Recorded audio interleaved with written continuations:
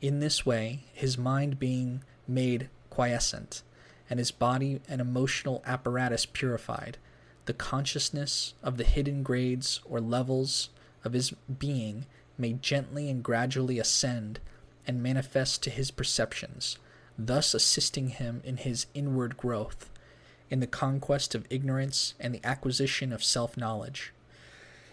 Before closing this chapter, one final set of directions remains to be communicated with regard to this practice.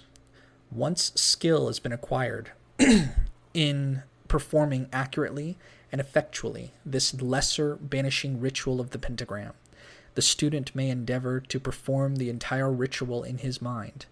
Seating himself comfortably in his chair, facing east, he should endeavor, without so much as rising or without any audible vibration of the words, to expand the form of his sphere of sensation and bring down the light of the higher self upon him. He ought to be able to imagine himself as standing, moving forward to the east, and tracing the pentagrams without moving the physical arm, silently or mentally vibrating the appropriate magical words. Likewise with the archangels.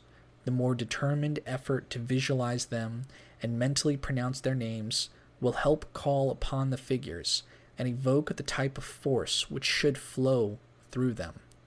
My sole caution is against attempting what obviously is an advanced practice until literally months have been spent working away at the physical performance of this exercise.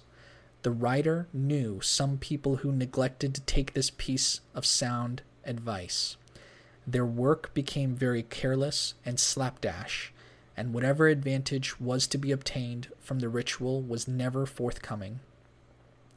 This astral ritual is, as I have said, an exercise to be undertaken only when a good deal of mental stability and control has been obtained. Results which follow from persistent application 2 or 3 times a day for many weeks or months to an enthusiastic and vigorous performance of the lesser banishing ritual of the pentagram. Sudden spurts of enthusiasm, followed by prolonged bouts of inactivity, avail nothing in magical work. In fact, such an attitude towards the subject is indicative in itself of, if not neurosis, then of a very powerful conflict raging in the unconscious. It indicates that the opposites are still operative within the mental sphere, and that the golden flower of stability and equilibrium has not yet begun to blossom. The student would do well to become fully aware of the conflict, determining to be affected neither by the violent enthusiasms nor equally violent depressions. Above all, he should perform quietly and patiently the banishing ritual. Let him continue steadfast, with courage and equanimity, in the daily celebration of his chosen work. Chapter 4. The Middle Pillar Exercise.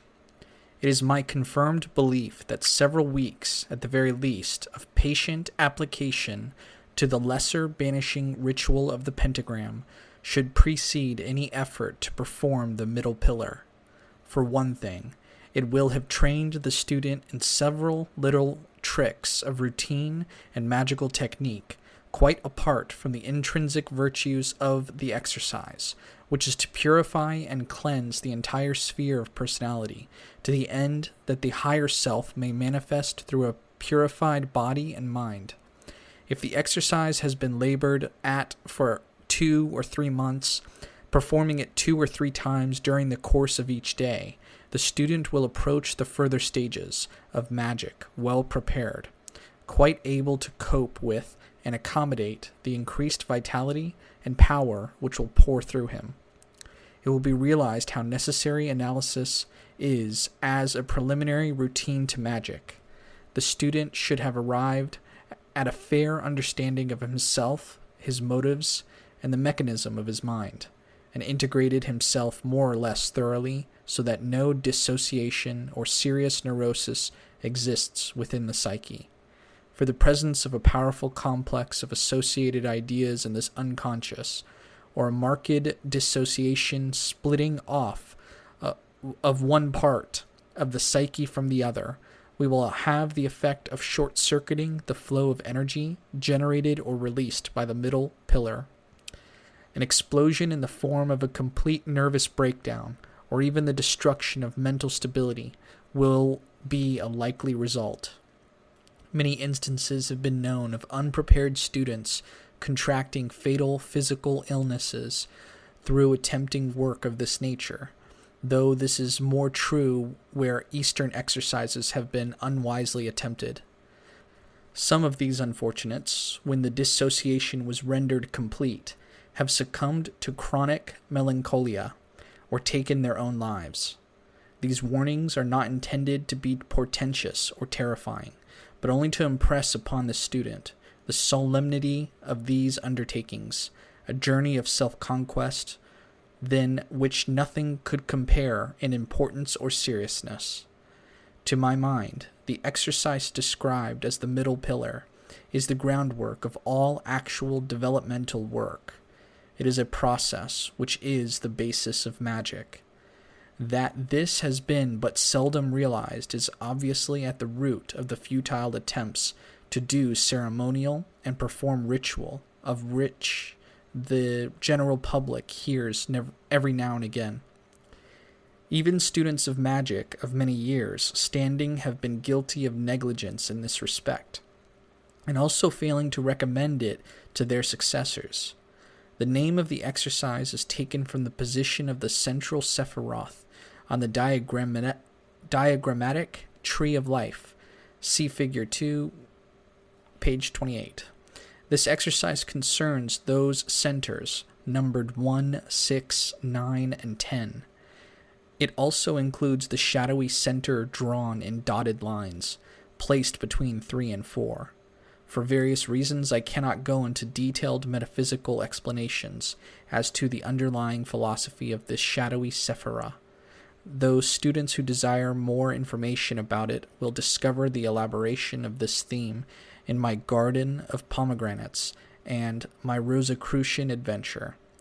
Suffice to say here that it arises from a consideration of the process of evolution on the one hand, and the two pillars previously referred to on the other.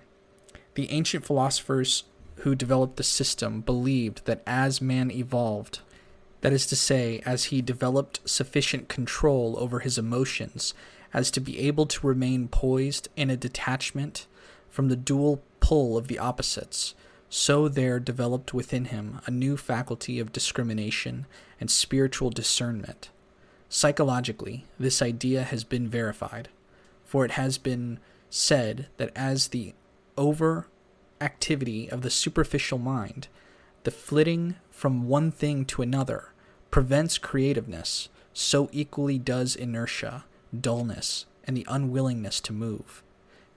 If fact, any of the two extremes or opposite modes of behavior or thinking are characteristic of the unevolved man. As was said by one magician, the secret of wisdom can be discerned only from the place of balanced power, that is, from between the two temple pillars. Poise at a third, which neutralizes to some extent the violence of the swing of the psychic pendulum from one extreme to the other, is the result of cultivating equanimity, representing an equal capacity to be either at rest or active, interested or withdrawn at will, and not from emotional compulsion. This central point between the two symbolic pillars of the opposites, the place of balanced power from which the working of the opposites may correctly be viewed, is the implication of Dath, which is the name of this shadowy Sephirah. Rightly, it is shadowy, and the word is used advisedly, for in the majority of us who have not cultivated the difficult art of avoiding the opposites, the development of this new principle has proceeded with the utmost slowness. It is a new factor of adaptation or equilibrium, especially between the two broad divisions of consciousness, the ego on the one hand, with its desire for adjustment to modern life, with its refined and non-natural conditions, and on the other hand, with the superficial levels of the instinctual life, concerned with primitive things, of self-assertion and the unbridled gratification of its every whim and caprice. It is this new factor of adjustment which comprises the principal impetus to what has been variously called in the East the golden flower, and in medieval Europe the growth of the red rose upon the cross of the gold. It is the stone of the philosophers, the medicine of metals. To the fourth central Sephiroth, plus the shadowy Doth as the fifth, are attributed divine names, which, as in the former exercise, are to be vibrated powerfully in conjunction with the imaginative formulation of various images. Let me expatiate upon these divine names by stating they may be considered as the keynote or vibratory rates of various degrees or grades of consciousness. In their prolonged investigation into the hidden knowledge and secret side of man's nature, the ancients, who were as empirical scientists as our psychologists today, came to associate various sound values or rates of vibration with various parts of the body, and also with particular types of magnetic force and strata of consciousness. No religious or metaphysical theory need attach to the employment of these names. The system rests entirely upon its own merits. The simplest way of regarding them is, as explained above, as vibratory rates. Again, they may be considered as keynotes by means of which access is obtained to the consciousness of the different parts of our being, the existence of which hitherto we have been kept in ignorance. With each of these 5 centers there is associated a divine name to be used as a vibratory formula. The attributions as we have received them, together with the traditional name of the Sephiroth, are given below with the names of the principles active in the human psyche. The numberings are those that appear on the tree. 1. Kether, Yechida, Ahi, pronounced Ihe-Ye, Doth, the link, Yehovo Elohim. 6. Tifareth, Ruach, Yehovo Eloah Vedath. 9. Yesod, Nefesh, Shaddai El Chai. 10. Malkuth, body, Adonai Ha-Aretz. The divine names and the names of the Sephiroth should naturally be committed to memory, as also the following scheme of their position or relation to parts of the human frame.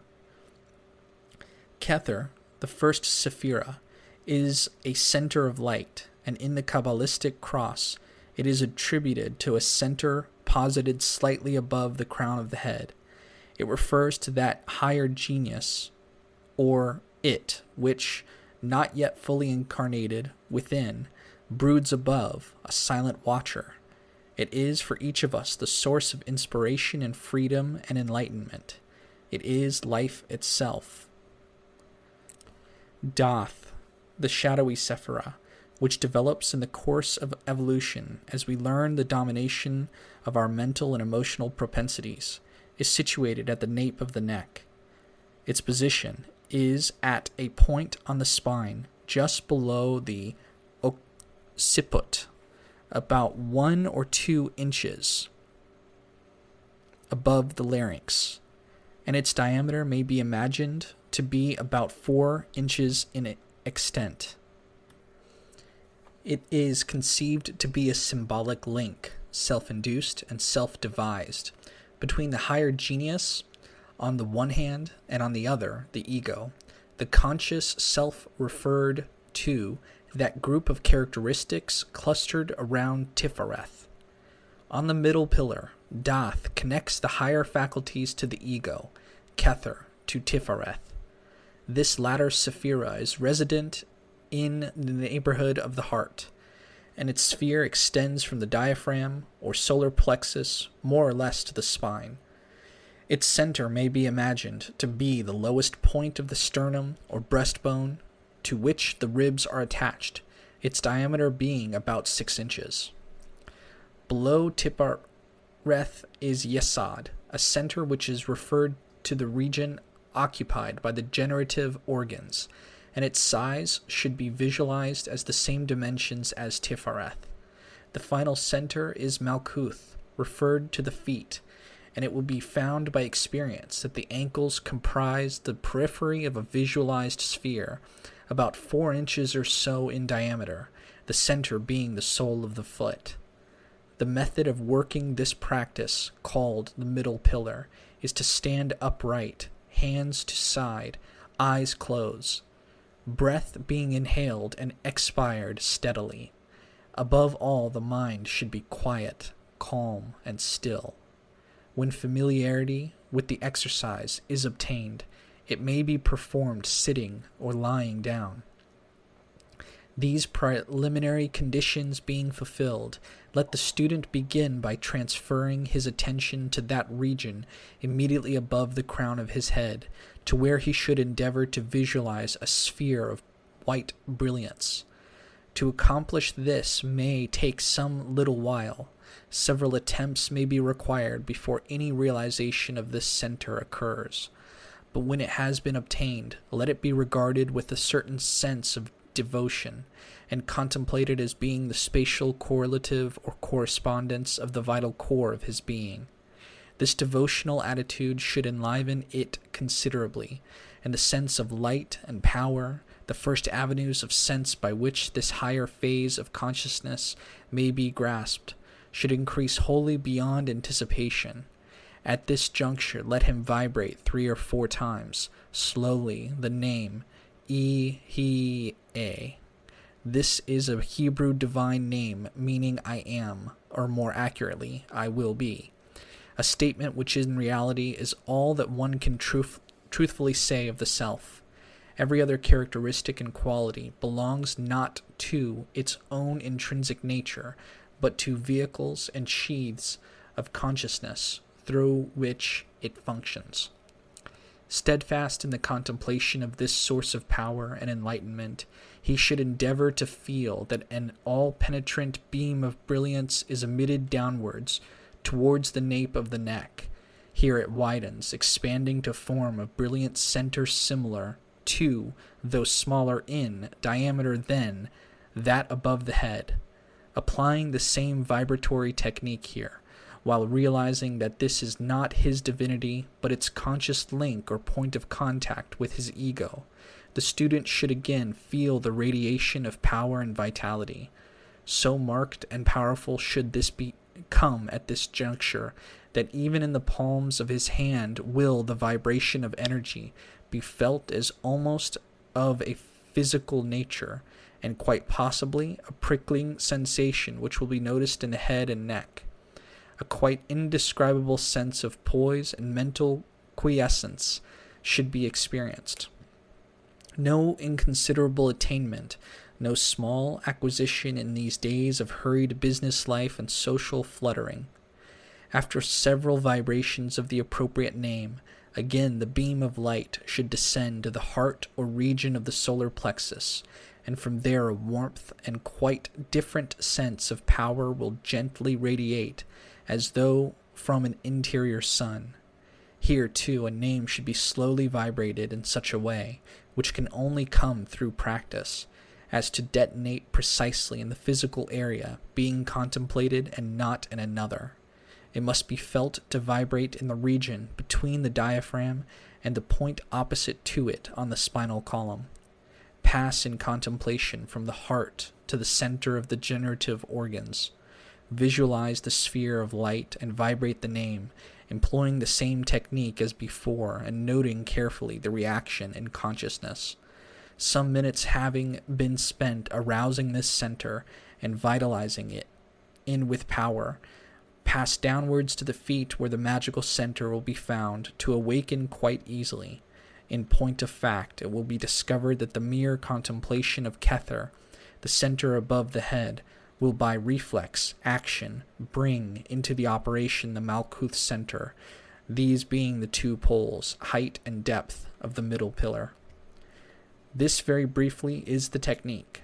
Little can be said which the zealous student will not be able to discover through application to it. If the student spends about 5 minutes in the contemplation of each sephira on the middle column, the exercise will approximately take 25 minutes to half an hour. And surely there is no one so busy today who cannot devote at least 1/2 hour a day to the task of self-mastery, to the cultivation of spiritual insight, and in the quest of his own divine nature. My own plan of personal instruction, one developed some 3 years ago, was to perform this exercise sitting beside that student I had decided to teach. The principle involved was that of induction. I assumed that by bringing into operation the centers within my own sphere of sensation, while sometimes, though not invariably, holding the hand of the student, the unawakened centers of the latter would react and revolve out of sympathy or by reflex. It amounted, in a word, to a sort of initiation, and powerful it may become too. And I discovered that whereas the average student took some while before stumbling upon the best means of producing the desired results by the middle pillar, those few students whom I had initiated in this way were capable of performing the exercise immediately after in a highly successful way, even when away from my presence and atmosphere. When seeking for the ideal technique of initiation, to perfect a rite of initiation from a purely individualistic point of view, one of the methods I hit upon was the combination of the middle pillar formula with an actual ceremony. That is to say, by ceremonially invoking a spiritual force by means of the appropriate pentagram or hexagram ritual, vibrating congruous divine names, and performing the middle pillar in a room or temple thus powerfully charged by the manifestation of this spiritual force, the result was all the more effectual and definitely realized in consciousness. A simple ceremony which involves the divine and archangelic currents of elemental force, using invocations composed of ecstatic passages from various sacred scriptures, is almost ideal for the purpose. Not only does this method succeed in providing a neophyte with an introduction to the light of his own higher genius and to the realm of magic, but it is a supreme technique of self-initiation. Various changes may be rung on a simple theme, and according to the student's own ingenium and spiritual aspiration, so will he devise several methods of employing the techniques I have described above. There will be some who will propound belabored theories as to suggestion, that because I consciously or otherwise suggested to these students that there were magical centers existent within their own system, their unconscious accepted the suggestion and produced the looked-for result. Others yet again will murmur the magical word telepathy, arguing that I projected, though not necessarily deliberately, certain ideas or sensations from my mind into that of the receptive student, who thus was influenced against his own better judgment or skepticism. With none of these am I wholly in accord, though in each of them may be some germ of truth. None of them answer the facts of experience, and I can only suggest that these people would do far better to apply themselves zealously to a little experimental work rather than waste time in vain explanations and baseless theories. Some will note that this exercise corresponds in some ways to the yoga chakra system. There is, assuredly, correspondence, but there are several very important differences and variations. The first, a minor difference, is the number and position of the centers involved, but this does not require discussion. What is fundamental, however, is the entire different approach. The yoga technique commences its meditations from the lowest chakra and works upwards toward the Sahasrara above the head. On the other hand, in the Western system, the middle pillar starts from the highest and works downward. In a word, the Western ideal is not to escape from the body, but to become involved more and more in life in order to experience it more adequately and in order to obtain a mastery over it. The ideal is to bring down Godhead so that one's manhood being enriched may thereby be assumed into Godhead. Always does this system begin from the real center of working, the higher genius, which, by definition, is in contact eternally with whatever infinite deity there may be. That is to say, through the Yechida, we have immediate access to all the dynamic inspiration and spiritual power of the collective unconscious. By the magical hypothesis, the higher genius corresponds within man to the possible relationship of God to the universe. That is to say, man being the microcosm of the macrocosm, a reflection of the cosmos, is a universe within himself, a universe ruled and governed by his own divinity. So whatever magical work is undertaken must always be in accordance with the dictates and under the surveillance of that higher genius. And since, at first, there is no immediate method of realizing whether any particular magical effort has the approval, to state it simply and naively, of the higher self, the sole course of action must be for the student to place himself in alignment with that genius. That is done by invoking it at the outset of any magical operation, and trusting to be made a vehicle of wisdom and understanding. The first movement of the middle pillar, as also the Kabbalistic cross, which is a quick method of obtaining the same result, achieves precisely that.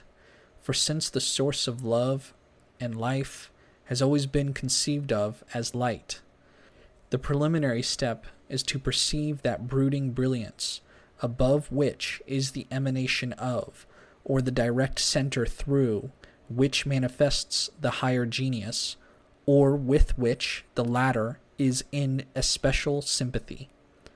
And the remaining steps are deliberately to open one's manhood as it were to the descent of divinity, to bring down the light into the personality.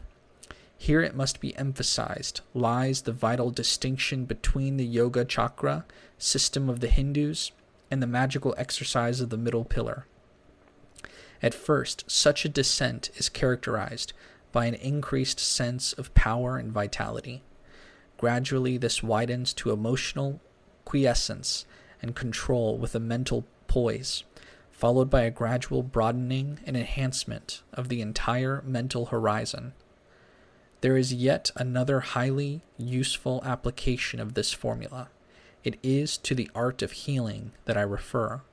Formerly, when I employed massage and magnetic healing in my professional work, I found the middle pillar and the spiritual energy that it generates and makes available of inestimable value. Cases of nervous exhaustion, catarrh, constipation, incipient consumption, pleurisy, and many other will respond to an incomparable manner to this combination of massage and the willed communication of power.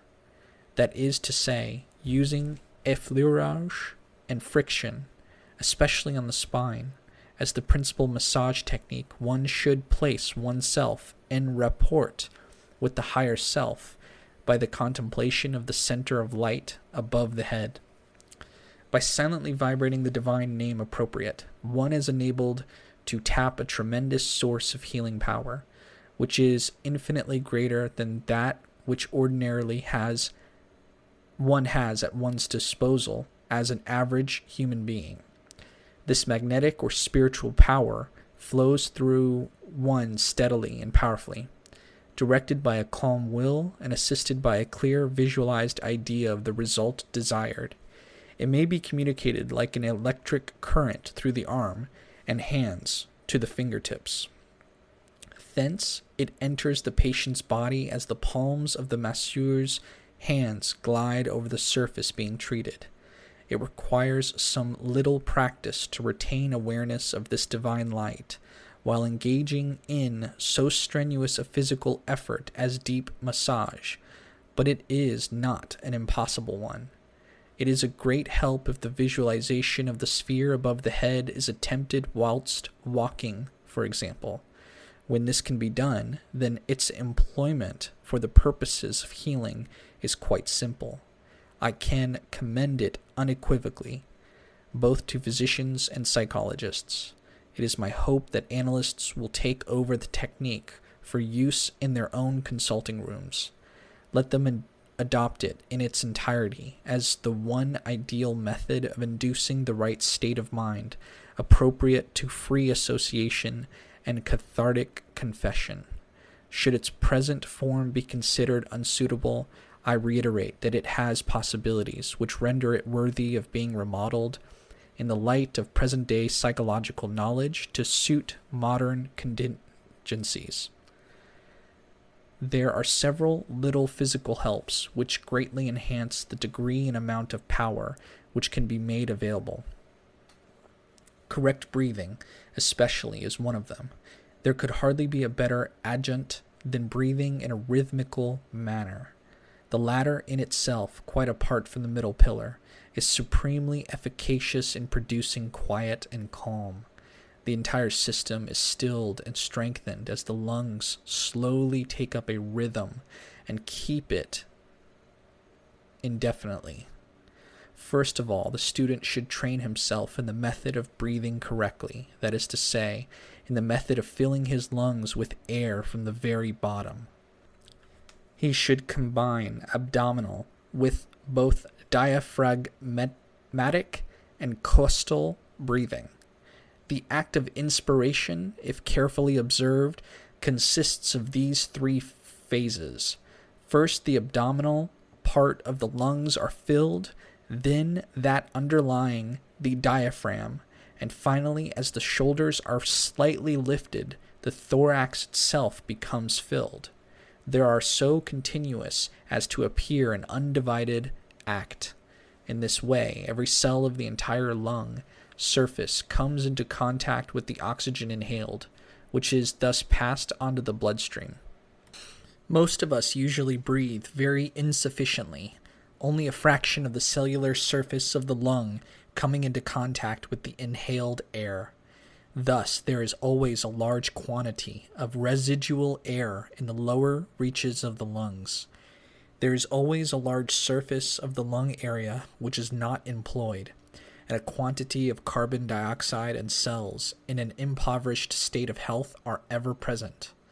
This method of breathing introduces a far greater context of oxygen into the lung, destroying, therefore, by combustion, toxins and undesirable elements, and also producing a better state of health. There are many individuals who, because of conflict and neurosis, have attempted to flee from life. They have attempted to evade a full contact with the stream of vital experience, and this psychological attitude of evasion has reacted upon the bodily functions. One of these particularly affected is that of breathing, the lungs falling into a habit of functioning at about half their proper capacity. The circle is a vicious one, for inadequate breathing by itself induces an enfeebled state of health, perpetual exhaustion, catarrh, and many another ill. Likewise, this constant state of ill health reacts upon the mental outlook, confirming and strengthening the escapist attitude towards life, because the individual is now only half alive, incapable of reacting to the pleasures and joys of life.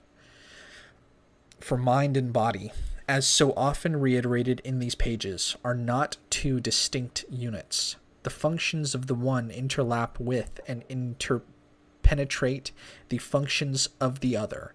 More accurately, they should be regarded as the two functions of one entity, two methods whereby it may acquire experience.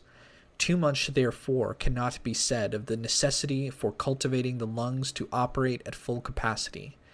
This cultivation cannot be too often stressed, for life is power, and the power is life and consciousness, indispensable in the path of magic which leads to the knowledge of the higher self.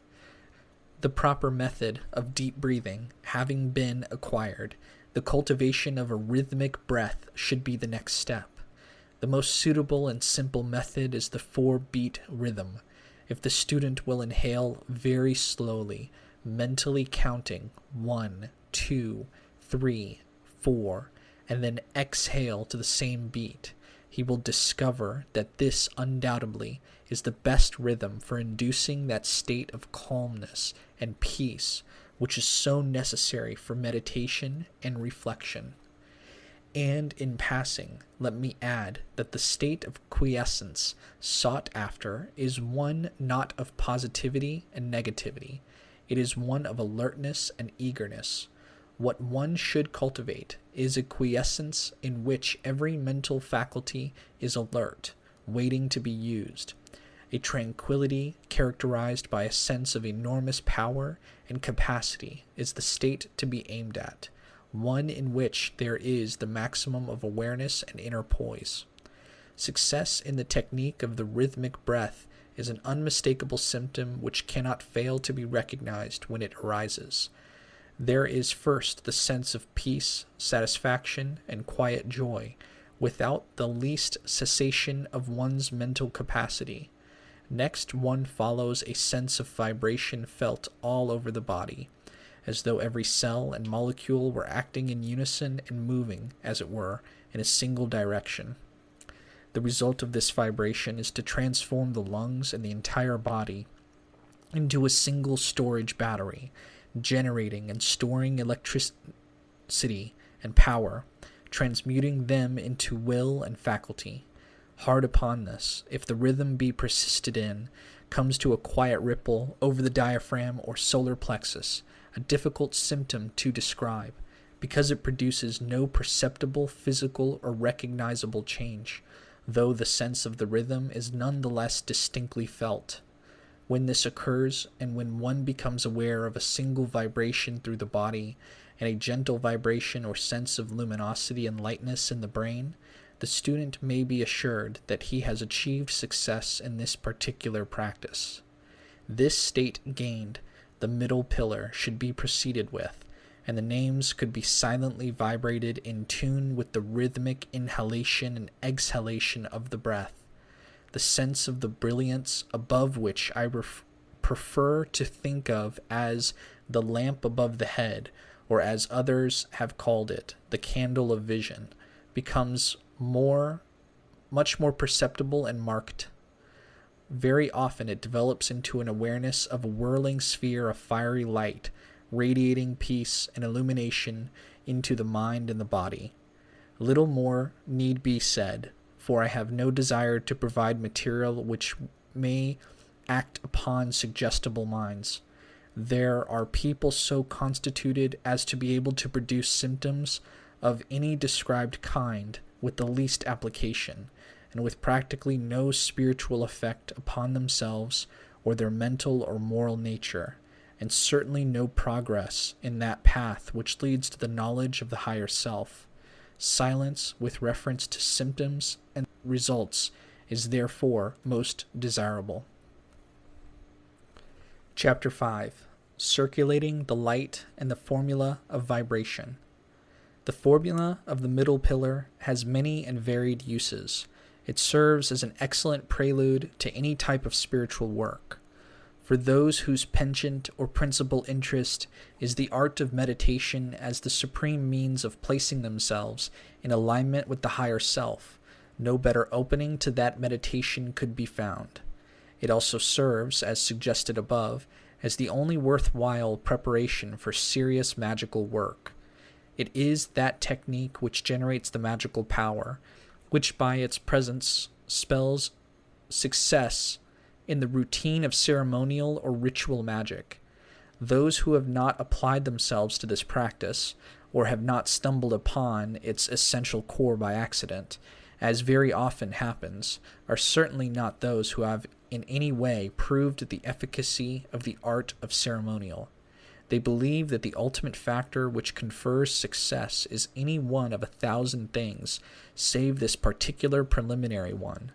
We read in some authoritative tomes that the factor in question is the whirling dance or music played by violin or harp, the mystical circumambulation, or the mental spasm sometimes caused by invocation or adoration. In practice, however, should any of these routines succeed in producing the requisite and longed-for result, it is, as it were, in spite of themselves. That is to say, they are purely secondary and subordinate techniques. Their method is hit or miss, and does not rest upon a sound basis of attainment, nor upon a sure understanding of magical principles. The practice of the middle pillar is the introductory or preparatory means of aligning the personality with the inner self, of identifying and unifying all the levels of the true consciousness which we, in our complacency and blindness, choose to call the unconscious. Reverting back to the technical side of things, there is yet another development of the middle pillar which requires description. Having been awakened from latency into some degree of activity, it is necessary that the power that the centers generate should be circulated through the invisible or psychic system. Failure to do this, in my estimation, is one of the most potent sources of nervous trouble and disturbance experienced by dabblers in occultism, who have experimented with various amateur or incompletely delineated methods of awakening the psychic centers. The energy thus awakened streams back and forth from the center, but unless some method is devised for distributing it and thus relieving the pressure, the center itself will, in the course of time, suffer derangement through overstimulus, and there is bound to ensue some serious disturbance to the nervous and psychic system. Nervous breakdowns have been commonplace amongst those who have unwisely attempted these things on insufficient knowledge, and neuroses have reaped a timely and bounteous harvest among students of the occult. With every one of the 5 centers active and throwing power into the mind and body, and there is a clear awareness of an actual column extending interiorly from the crown of the head to the soles of the feet, an entirely different technique must now be pursued. The student should return to the contemplation of his kether, the lamp of invisible light above the head. Imagining this center still to be in a state of radiation, let him will that its energy circulates toward the system in this wise. It descends from the head towards the left shoulder, passing through the entire length of the left side of the body. The magnetic current strikes the sole of the left foot. Thence it passes over to the right sole, upwards through the leg and thigh and body to the right shoulder, eventually returning to kether. Possibly this may sound fantastic to some readers, impossible and incredible to others, but the fact remains that it can be done, and simply too. It requires, above all, to be attempted in the spirit of honest investigation, and tried again and again until the current of energy responds to the firm command of the will, thus following the course directed. Once clearly commanded, the current flows in that direction quite automatically and on its own momentum. The mind, naturally, must be calm and concentrated, not prone to wander off into pleasant excursions of the day's events.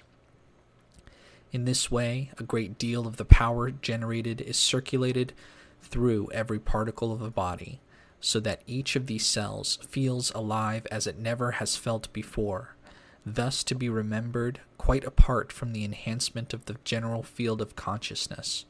What I have described may be called, for clarity's sake, the formula of circulation number 1.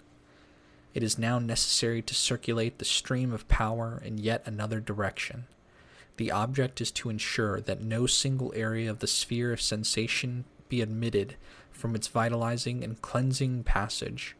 Once again returning to the vision of the light above the head, This time imagine and will that the current of the spiritual power descends from Kether in a forward motion. That is to say, it passes downward in front of the face, descending through that region along the neck and chest, down the thighs to the feet. When it strikes the thighs, the stream turns backward along the soles of the feet, along the calves at the back, ascending the spinal column and neck until once more it reaches Kether. Both this formula and the preceding one should be repeated several times, until they become quite simple. The process should be accompanied by the rhythmic breath, so that the descending current coincides with the exhalation of breath, while the ascending current accompanies the inhalation. It is really very easy, and it is only the description of which sounds involved and complex. This formulation we will call circulation number 2. The third formula of circulation is rather different.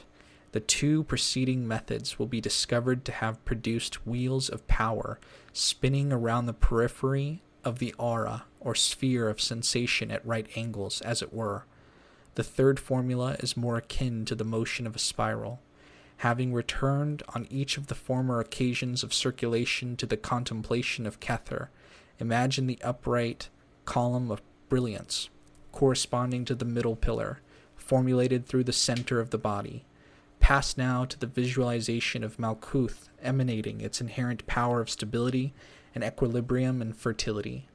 Perhaps the easiest way to conceive of the motion of the third formula is to imagine the act of swathing or bandaging a leg. You wrap the gauze tightly around the lower part of the limb, gradually ascending the leg in closely wound spirals.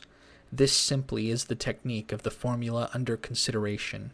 You should imagine a ray of power coming out from the right side of Malkuth, moving over to the left foot. Here it descends upon the legs and comes up on the right a little higher up the spiral.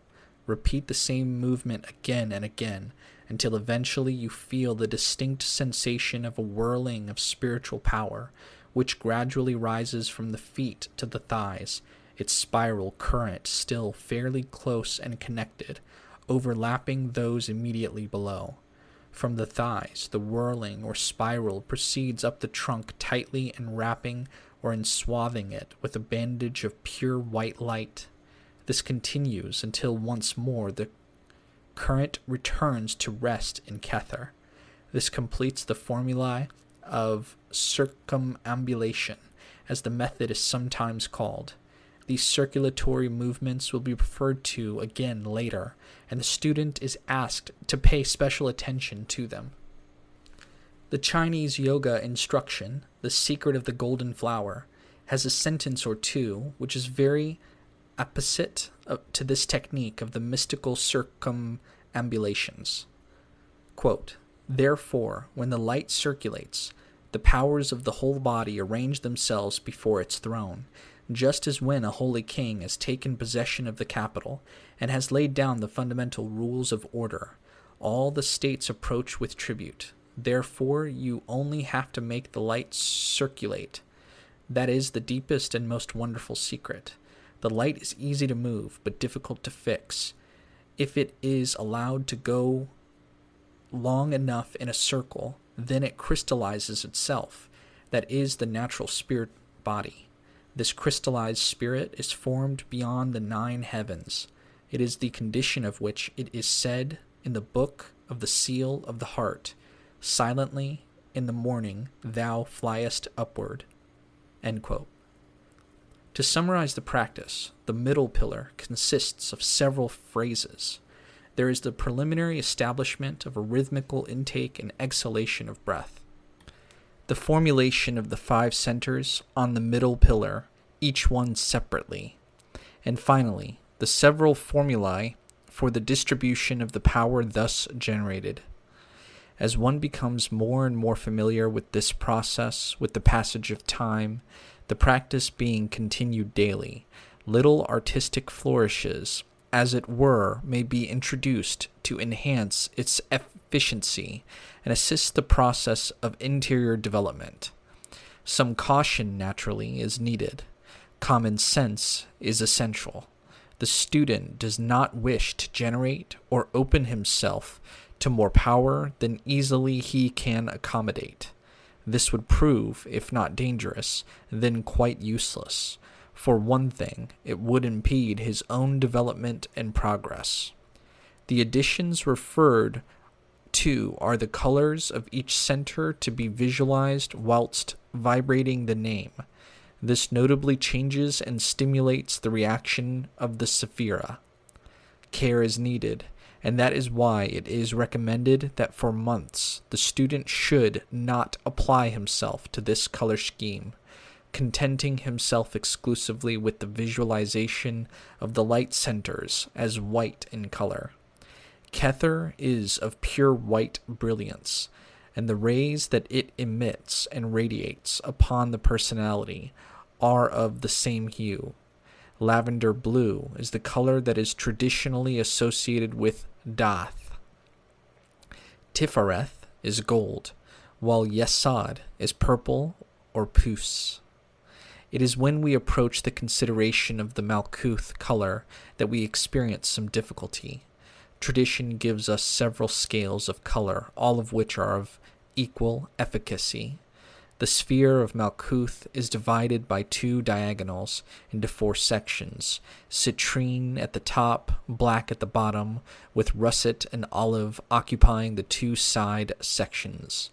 More simply, it is sometimes useful to visualize this sephira solely as a jet black sphere, or yet again as of a dark green color.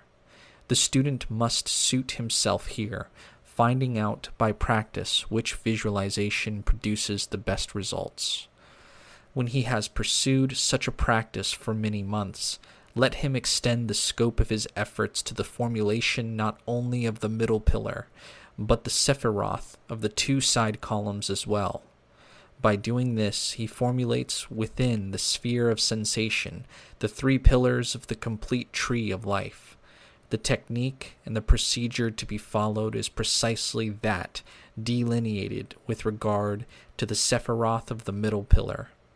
The only gap in the student's knowledge are the divine names of the sephiroth of the 2 side pillars, and these I give below together with the appropriate colors. When there is much time at the student's disposal, and when he has won sufficient confidence in his ability, an additional aid is to employ the archangelic names in addition to the divine names with the several centers. For example, when visualizing Tifareth as a glowing golden sphere, he will slowly vibrate 3 or 4 times the name Yava Aloha Vedath. Then he will pause while concentrating on the sphere. He will connive to realize in full consciousness the implications of this sphere, its attributions with regard to astrological planets, its spiritual qualities, and its relation to his own divine consciousness. This meditation performed, let him commence to vibrate in the same way, and the same number of times the archangelic name of Raphael, again extending the meditation to realize that the latter name means divine healing. It implies that light which descends with healing in its wings, and so on for the remaining centers. Below are the names attributed to each sephira of the tree of life, their archangels, the appropriate region of the body in which they are to be visualized, and the color of the visualization. 1. Kether, Ahi, Metatron, crown of head, white. 2. Chokma, Yo, Raziel, left side of the brain, gray. 3. Bina, Dath, Yava, Yavahalhim, Tzazafakael, right side of the brain and nape of neck, black, lavender blue. 4. Chesed, Al, Zadkiel, left shoulder, blue. 5. Gevura, Alhim Gabor, Kamael, right shoulder, red. 6. Tifareth, Yava Aloa Vedath, Raphael, heart, gold. 7. Nat Zak, Yava Zaboath, Hanael, left hip, green. 8. Had, Alhim Zaboath, Michael, right hip, orange. 9. Yasad, Shaddai al-Chai, Gabriel, genitals, puce. 10. Malkuth, Adonai, Ha-Aretz, Sandalphon, feet, mixed colors. It will be noticed that the attributions of Doth are deficient in an archangelic name. This is because the sphere is, in reality, no part of the traditional tree of life. The latter consists of 10 spheres only, and it was with these 10 spheres that the ancients occupied themselves and provided the necessary correspondences. The philosophy appertaining to Doth is almost entirely a modern one, but there is another medieval system which, attached to this Kabbalistic system, provides us with an invocation of the element spirit. A great deal of research on this was done by Dr. John Dee and his scryer, Edward Kelly, both of whom called it the angelic or Enochian system. My experience confirms that the archangelic names contained in one of these very potent magical invocations are very sympathetic to the nature of Doth, which is described as a link between the ego and the higher self. These names may very logically be attributed to Doth and be used with it. They are Elexar Pe, Komananu, and Tabitom. The method of vibrating these archangelic names is to split each one into syllables, each one receiving the maximum amount of vibration. Let care be taken so that the vibration detonates solely in Doth. The middle pillar, as already described, together with the formulae of circulation, constitutes the first half of this particular formula. The other half is denominated the vibratory formula of the middle pillar.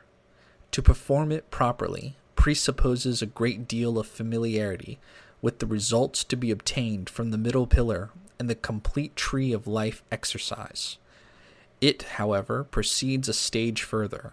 The former exercise devoted itself solely to awakening the centers considered as psychophysical symbols or co-relatives of various principles operating within the psyche. The vibratory formula, so called, envisages another goal. Its object, once the interior Sephiroth have been established and some awareness obtained of the principles they represent, is to ally or connect up those psychological principles to their replicas in the collective unconscious. The traditional magical theory is that since man is a reproduction in miniature of the universe, his own interior constitution must be modeled on the pattern of the larger universe of the collective unconscious. Just as the individual unconscious is not, as we have seen, a simple unit, but comprises several constituents, so also the collective unconscious. Moreover, the tradition holds that by awakening any principle within, or by becoming conscious of any factor operative within the psyche, it is possible by an extension of the sphere of its operation to tap the corresponding aspect of that center or psyche in the collective sphere. The deeper levels of the collective unconscious bear to the individual unconscious the same relationship as do the deepest levels of the latter to the conscious thinking ego. That is, they comprise the root and hidden sources of life, integrity, and illumination. It is the equilibrated realization of these sources of life which make the difference between the enlightened man and the ignorant one. and these roots are the sources of life upon which the whole of existence in all its aspects depends. Since magic has as its avowed intention the discovery of the higher self, and then to associate that higher self with the rest of the spiritual nature in a mood of cooperation, one way of accomplishing this cooperation is to connect deliberately the levels of the individual unconscious with the different planes of the collective unconscious. The result of the acceptance of the existence of the personal unconscious acts as a solvent of the habitual resistances to its free operation. Therefore, cooperation with that part of nature, the higher self, is the implication of that acceptance. Likewise, the acceptance of the collective unconscious in the manner described, with the realization that the whole of life is an indissoluble unity, accordingly raises the conscious cooperation to a higher and much more deliberate level. It removes evolution from the purely personal alignment with nature to a realization of the divine object of individual existence. With it comes the intuition in full consciousness how best that object may be fulfilled in relation to all other men and to life as a whole. If I describe its technique, some understanding, perhaps, of its purposes may be divined. It presupposes, as said, some familiarity with the middle pillar. It demands, moreover, that the middle pillar should be in active formulation as an interior column of brilliance at the particular moment when the vibratory formula is to be employed. The student then begins to visualize in the atmosphere before him the name of that particular sephira, which represents the level of consciousness he proposes to deal with. I must here interpolate that traditionally the letters of the Hebrew alphabet were employed for the purposes of this visualization, but I see no reason why the ordinary person should be obliged to burden himself with the necessity of studying Hebrew for this purpose. In the case of the serious student who wishes to make a profound study of the Kabbalah from a purely magical point of view, and wishes to engage in the full ceremonial and ritual aspects of this tradition, I should be the first to insist that Hebrew be made a part of his curriculum. It would enter into every department of magic, in its wider implication that he would touch. For the average student, however, English or Roman letters may just be as well employed, and I recommend that in the visualization only the consonants corresponding to the appropriate Hebrew characters of a name be employed, not the vowels. This is why in the rubric of the pentagram ritual and in the table of correspondences above, I have spelt the divine names in consonantal form only. The pronunciation of them is provided elsewhere. The name visualized in Roman letters in the air, let the student imagine that he has drawn these letters into the lungs by means of a deep inspiration of air. The names should be visualized in flames corresponding in color to the sephira being employed. That is to say, if it be the fifth sephira, the name should be visualized in scarlet and vivid red flame. But if the seventh sephira is being considered, the name ought to be formulated in an emerald green of surpassing brilliance and clarity. The name having been inhaled into the lungs by means of an inspiration, it should be silently and powerfully vibrated, the entire attention being concentrated upon this to the exclusion of all else. While in the lungs, the white light of the kether ought to be felt descending upon the name, consecrating it to the service of the higher self. Then the name should be visualized, whilst the breath is retained, as descending from the lungs via the middle pillar to the feet. Here it should again be vibrated very powerfully. When the entire tree of life within is pulsating sympathetically to this vibration, the name rises rapidly once more to the lungs, where once more it is subjected to a silent vibration. The exhalation of the breath accompanies an audible vibration of the name. It also accompanies a gesture to be made, which consists of the two movements. The first is the placing of the left foot about 6 to 12 inches forward.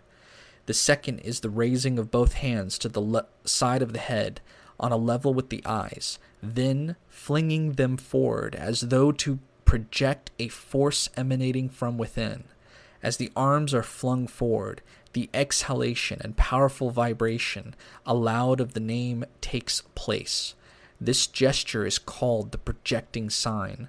The visualized name should be perceived as going forward in space until it strikes, as it were, against the confines of the universe. Here it gathers power from the infinity of the void, as it were, whence it commences to surge backwards in the mind's eye upon the student. Some seconds after the projection and audible vibration of the name, the student should bring his left foot sharply back, and after dropping both hands to the side, raise the forefinger of the left hand to his lips. This is called the protecting sign, or sign of silence. It is the traditional gesture of the Egyptian god Harpocrates, one of the symbols employed to represent the holy child that grew from the union of the two opposites. It thus represents the growth, silent and unseen, of the golden flower. Whilst employing the sign of silence, the student should contrive to imagine that the name which has been projected by the first sign to the outer limits of the space surges back upon him, penetrating him through and through. His whole being should be flooded with a divine light, and a sense of ecstasy should overwhelm the mind and vision. Standing quietly in this sign, the practitioner should meditate upon the spiritual value involved in the nature of the name he has used. There should dawn upon his mind by direct perception an understanding and a wide sympathy that with that spiritual power to which he has opened himself, and which now flows unimpeded through him, it is often accompanied at first by a complete blackout of every faculty of the mind, so that for at least some seconds one is utterly lost to oneself. It seems that in that brief moment we are swung forcibly across the gulf of the abyss into another and diviner region of the vibratory momentum of the power of the name. It is a distinct recognition of and participation in that type of experience which has variously been called mystical and religious. It is a rare and holy event, for the individual ceases, it may be for but a single instance of time, to be a man. He is caught up in a diviner sphere, and is enwrapped by the transcendental folds of the descending tongues of the Spirit. For but a moment or two only, for the very nature of consciousness, with its feeble instrument, the brain, is such as to be unable to endure for very long this white heat of ecstasy. And then once more the ego, dazed and stunned by so awe-inspiring and terrific an experience, recovers its equilibrium, resumes its normal function, and asserts itself once more. But the nature of that consciousness is never the same afterwards. It has changed in that an impression of higher things is left, a sense of exaltation and of expansion. It dimly understands that Godhead has descended into its sphere, and that it has been raised into divinity. It must be understood that this technique is applicable to any of the names belonging to the 10 Sephiroth. And moreover, it must also be clearly understood that the vibration should be repeated several times as described, and that the 3 formulae of circumambulation or circulation must be employed with this vibratory formula as they were with the middle pillar. One authority on magic describes the effect thus, quote, "It is a sign that the student is performing this correctly when a single vibration entirely exhausts his physical strength. It should cause him to grow hot all over or to perspire violently, and it should so weaken him that he will find it difficult to remain standing. It is a sign of success, though only by the student himself it is perceived, when he hears the name of God vehemently roared forth, as if by the concourse of 10,000 thunders, and it should appear to him as if that great voice proceeded from the universe and not from him. In the above practice, all consciousness of anything but the God name should be absolutely blotted out, and the longer it takes his normal perception to return, the better." End quote. My own personal experience of this formula, while confirmatory, is not quite so drastic as the above description would make out.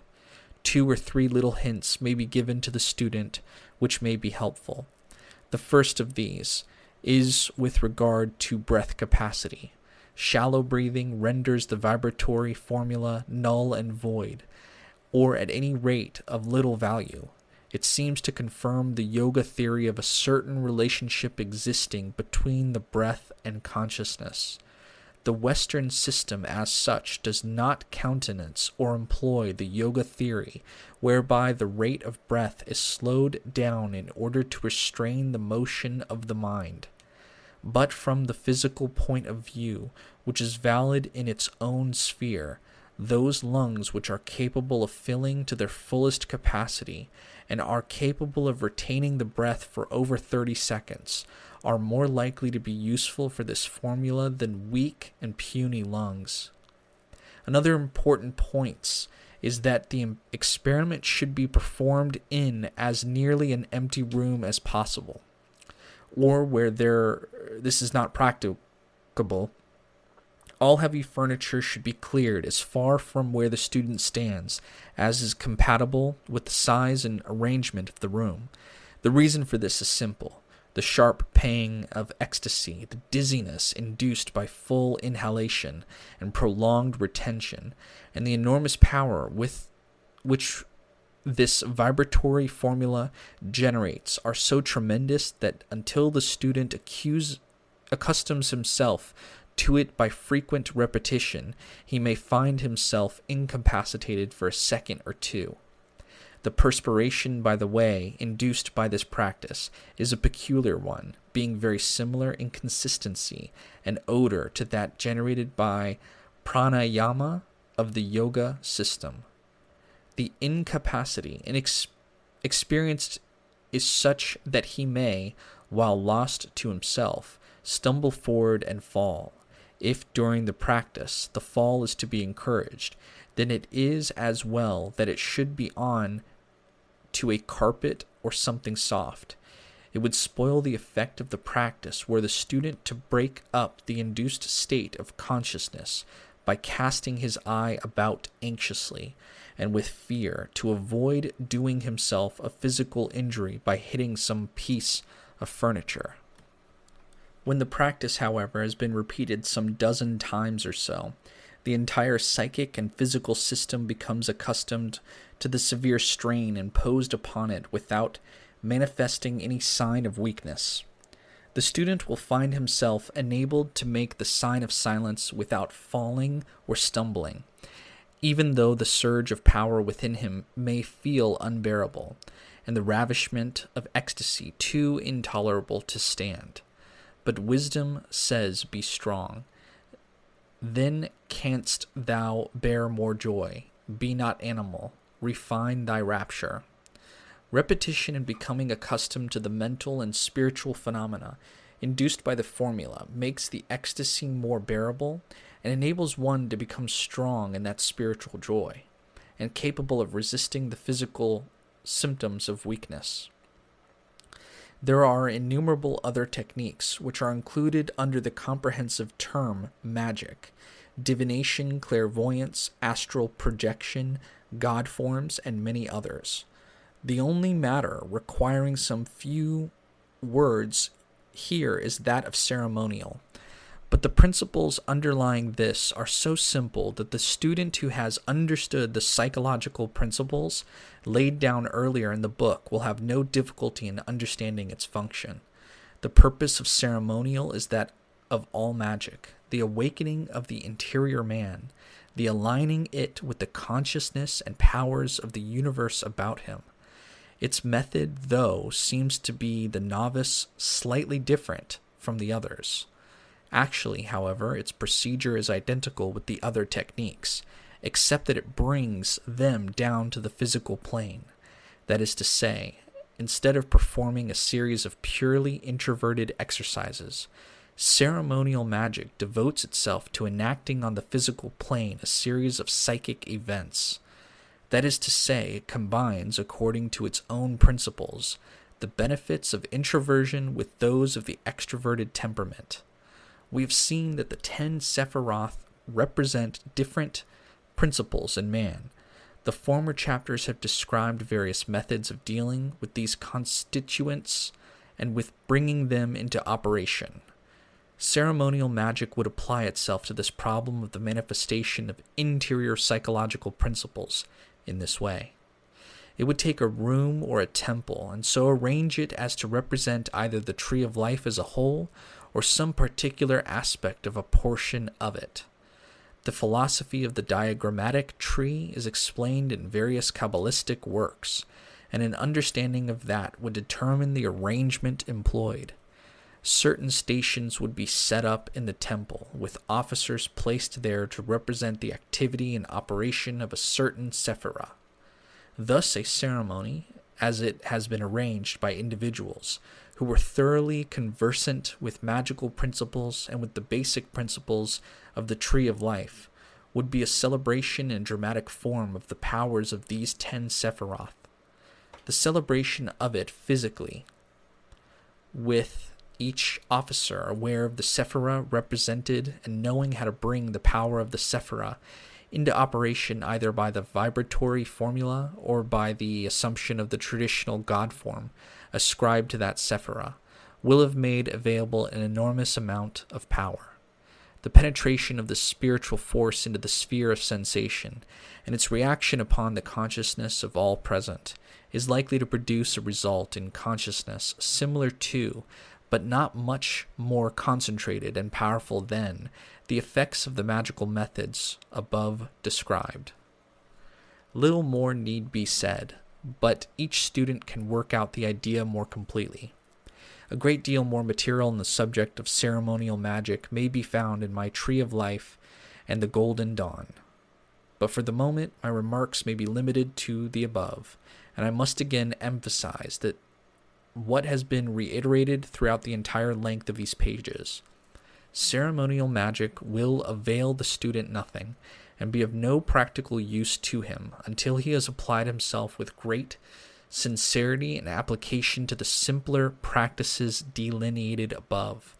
The pentagram ritual, the Kabbalistic cross, and the middle pillar comprise the simple steps to spiritual development. It is only when these steps have been taken and skill in their performance achieved that he may feel it right and proper to approach that great edifice of ceremonial magic, which is like a ladder, the bottom rung of which is rooted upon the earth, so that all may climb quite easily. Its heights, however, are lost in the clouds of spiritual attainment, where none may go until he has accomplished all that is possible here and now, and until he has integrated himself through and through.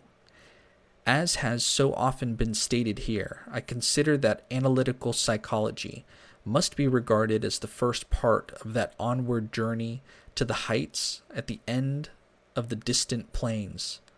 Not until the mind and the emotional system have been cleansed and unified by the cathartic process of psychotherapy can the full spiritual benefits of magical work be reflected into the mind of man. Part 2. The balance between mind and magic. Chic Cicero, Sandra Tabitha Cicero. A further analysis of the relationship between psychology and magic. Chapter 6. Psychology and Magic. Quote, "We have more knowledge than our ancestors, but not more understanding." End quote. PILLARRegardie defended the idea that analytical psychology and magic were two halves of the same coin at a time when few dared suggest such a thing. The one is incomplete without the other. In fact, a large percentage of ancient magical knowledge is being rediscovered and renamed by today's psychologists for modern times. Regardie considered self-knowledge and self-acceptance gained through analytical psychology as important preludes to the divine self-knowledge and spiritual realization attained through magic. When the middle pillar was first written, few espoused these ideas. Today, however, a growing number of psychologists are coming boldly within reach of embracing them, and many magicians are already using the jargon that psychologists considered germane to their profession only. Today, civilization looks to science to solve the major problems of humanity. In the early days, when psychology was a young science, its disciples thought they were entering a time of a new renaissance when their efforts would provide joy, zest, and richness of life to fellow human beings, when the mental health of the average citizen would steadily improve. This did not happen.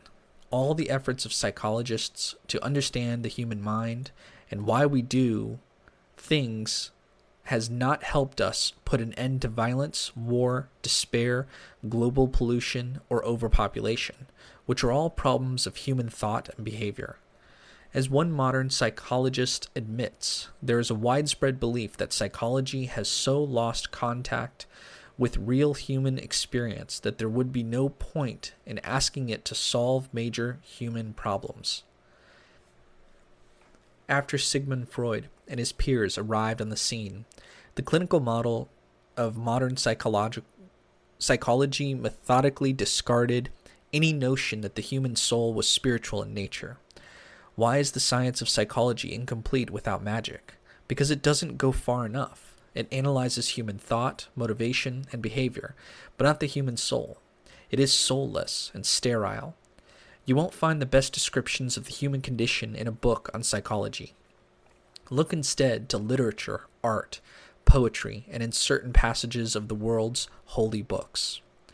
It is, quote, "It is to the literary world, not to psychological science, that you go to learn how to live with people, how to make love, how not to make enemies, to find out what grief does to people, or the stoicism that is possible in the endurance of pain, or how, if you're lucky, you may die with dignity, to see how corrosive the effects of jealousy can be, or how power corrupts or does not corrupt. For such knowledge and such understanding of the human species, don't look in my textbook of psychology. Try Lear and Othello and Hamlet. As a supplement to William James, read Henry James and Jane Austen and Mark Twain. These people are telling us things that are not on science's program." End quote.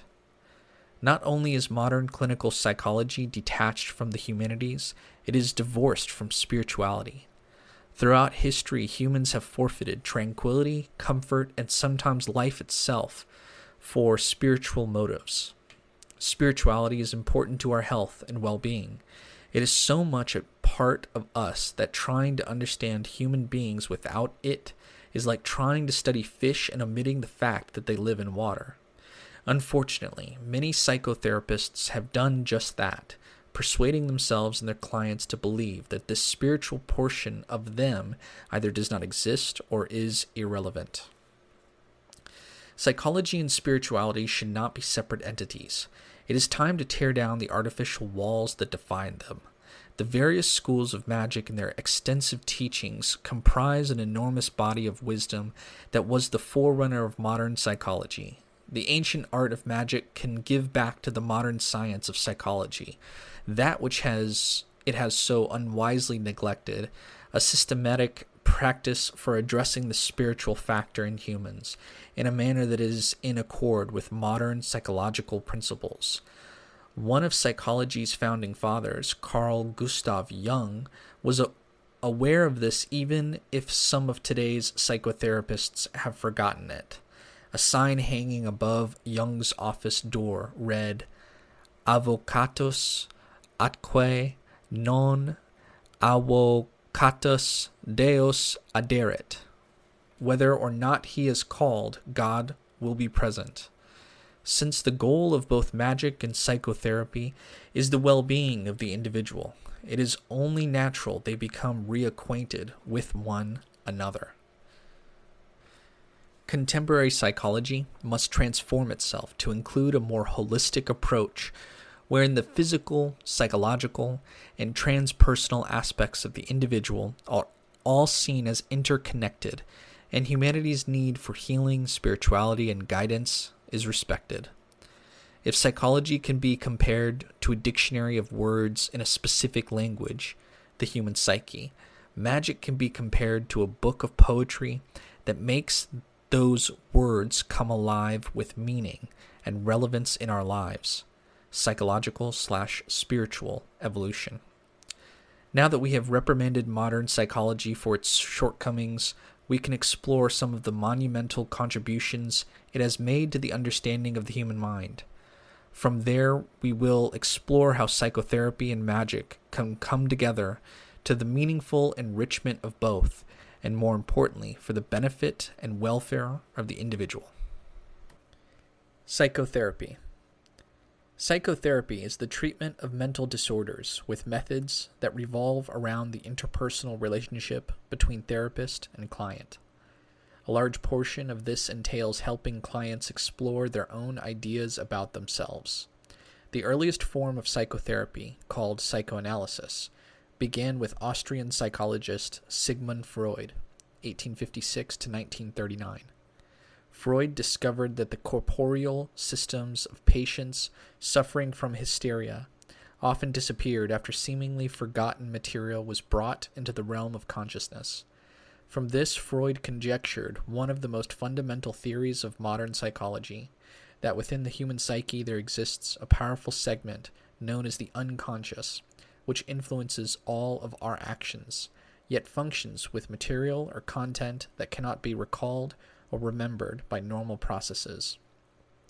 He regarded the unconscious as an extensive portion of the mind that housed instinctual drives and the forgotten residue of unwanted life experiences or thoughts. Freud named this forgetting, or the prevention of undesired ideas from entering the conscious mind, repression. Repression is one of a number of defense mechanisms, unconscious reactions employed to satisfy emotional needs, balance opposing objectives, decrease anxiety resulting from unwanted thoughts, or change reality to make it more bearable. The cornerstone of Freud's psychoanalytic therapy was the conscious recollection or recognition of repressed memories and experiences. The basic tools of this therapy were free association and dream interpretation. In recent years, other forms of psychotherapy, including behavior therapy, hypnotherapy, and group therapy, have become popular. In many cases, psychotherapy is not only employed for the treatment of mental disorders, but for less severe problems. Therapists often assist people in breaking unwanted or compulsive habits, smoking, overeating, etc. Freud's triad of the psyche. Freud developed the theory that the conscious mind is only a small part of our mental composition, and our motivations are caused, for the most part, by factors that we are unaware of. Freud postulated that psyche is divided into three distinct factions: the id, the ego, and the superego. According to Freud, the id is the division of the psyche that is completely unconscious and functions as the origin of instinctual impulses and demands for instant satisfaction of primal needs. It is the reservoir of unconscious drives ruled by the pleasure principle and instant gratification.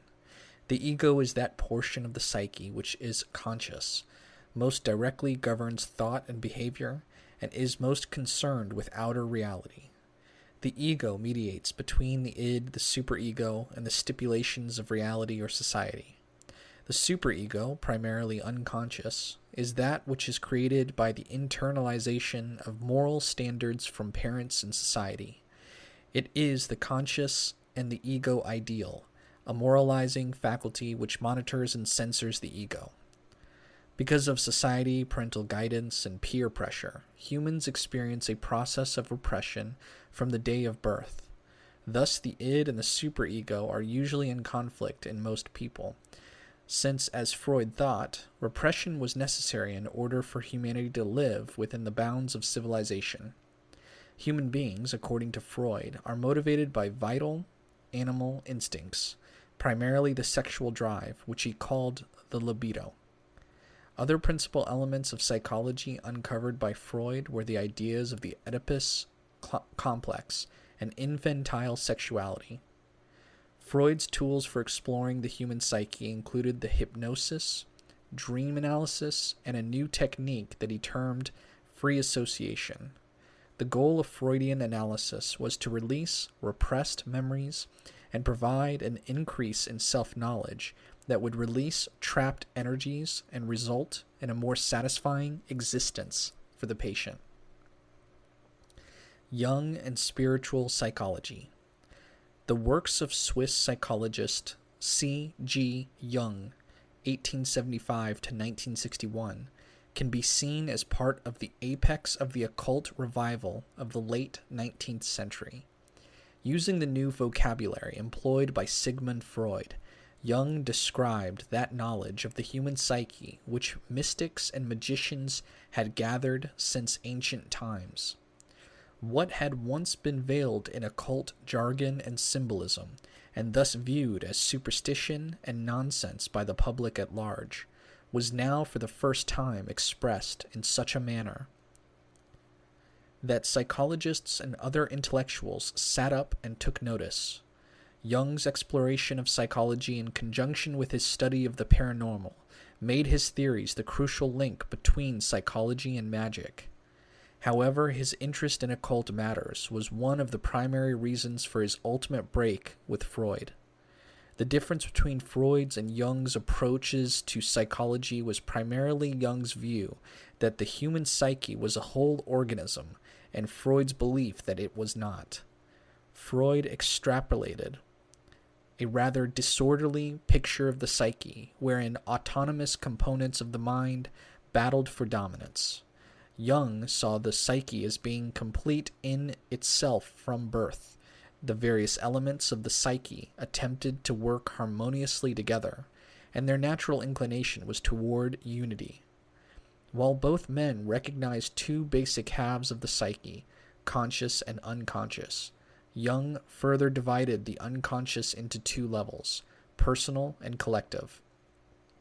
In addition, Freud was more concerned with his patient's past, while Jung emphasized the patient's future development.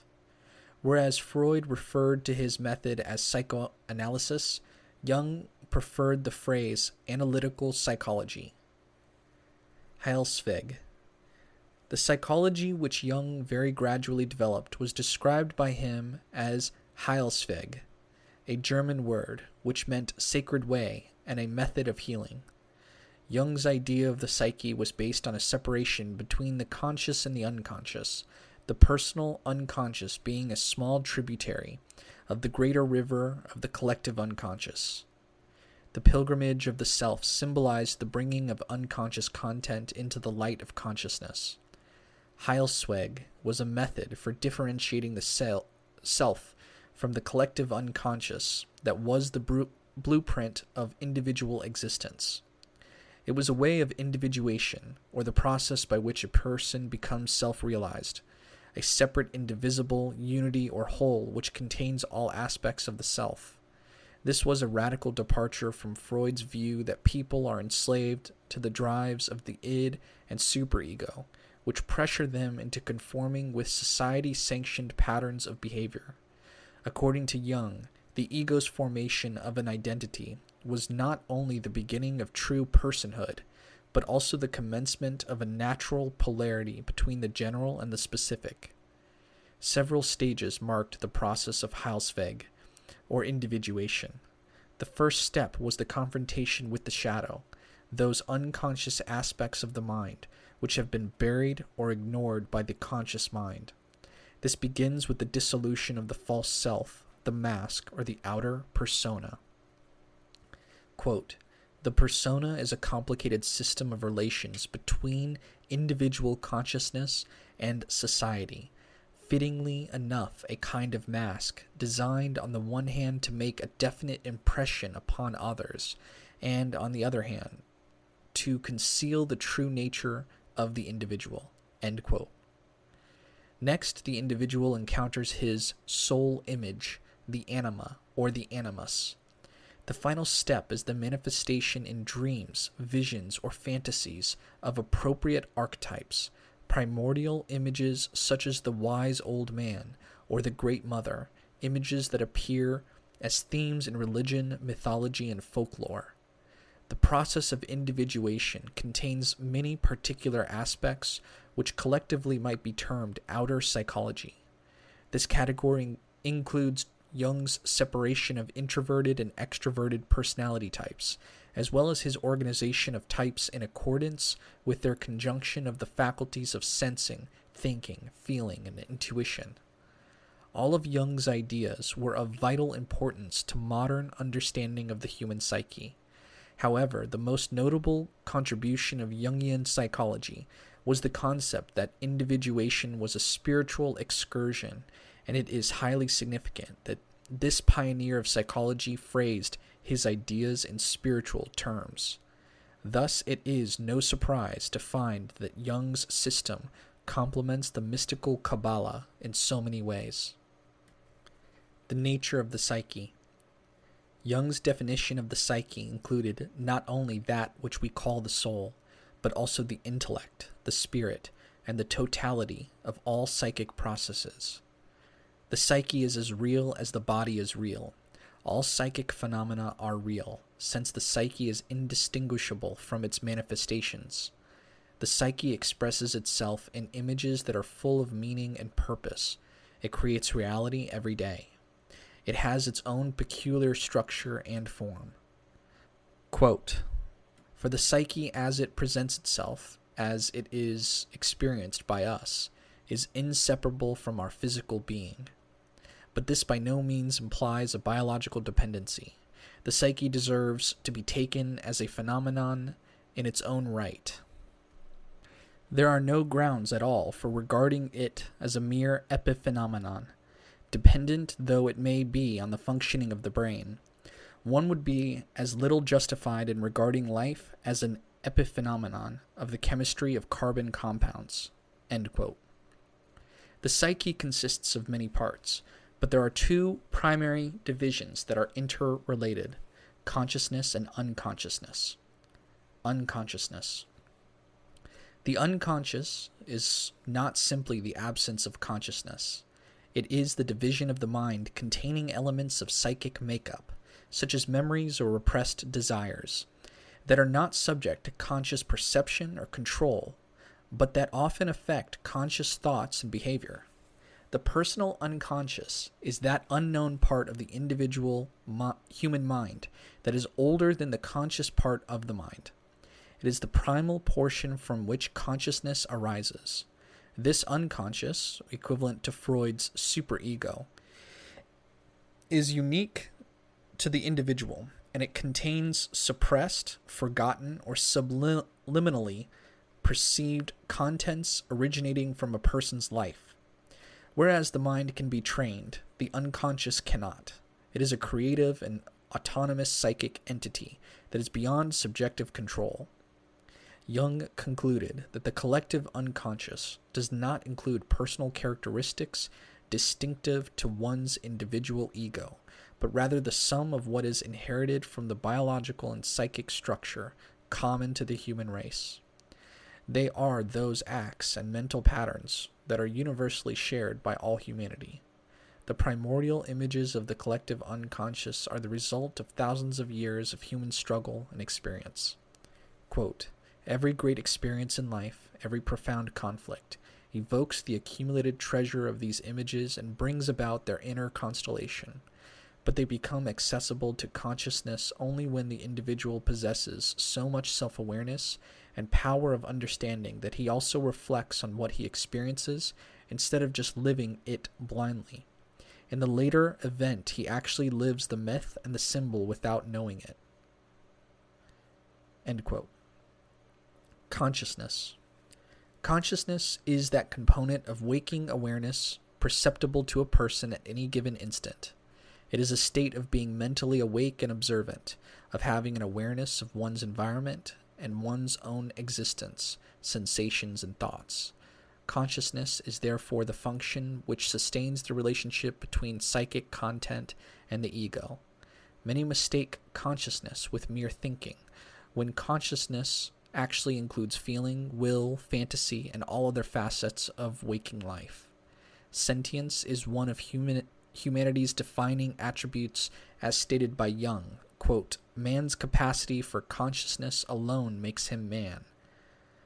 End quote. Elsewhere, Jung states, quote, "And yet the attainment of consciousness was the most precious fruit of the tree of knowledge, the magical weapon which gave man victory over the earth, and which we hope will give him a still greater victory over himself." End quote. Jung believed that the most important objective for any individual was the attainment of harmony between the two halves of the psyche, the conscious and the unconscious. In this manner, man would achieve the, quote, "greater victory over himself," end quote. The shadow. Quote, "If the repressed tendencies, the shadow as I call them, were obviously evil, there would be no problem whatsoever. But the shadow is merely somewhat inferior, primitive, unadapted, and awkward, not wholly bad. It even contains childish or primitive qualities which would, in a way, vitalize and embellish human existence." End quote.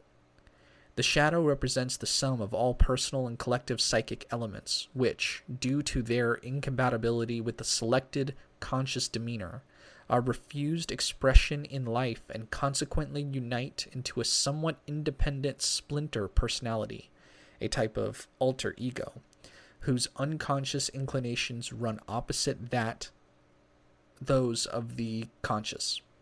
It is our dark brother, who is a hidden but undeniable part of our total psyche.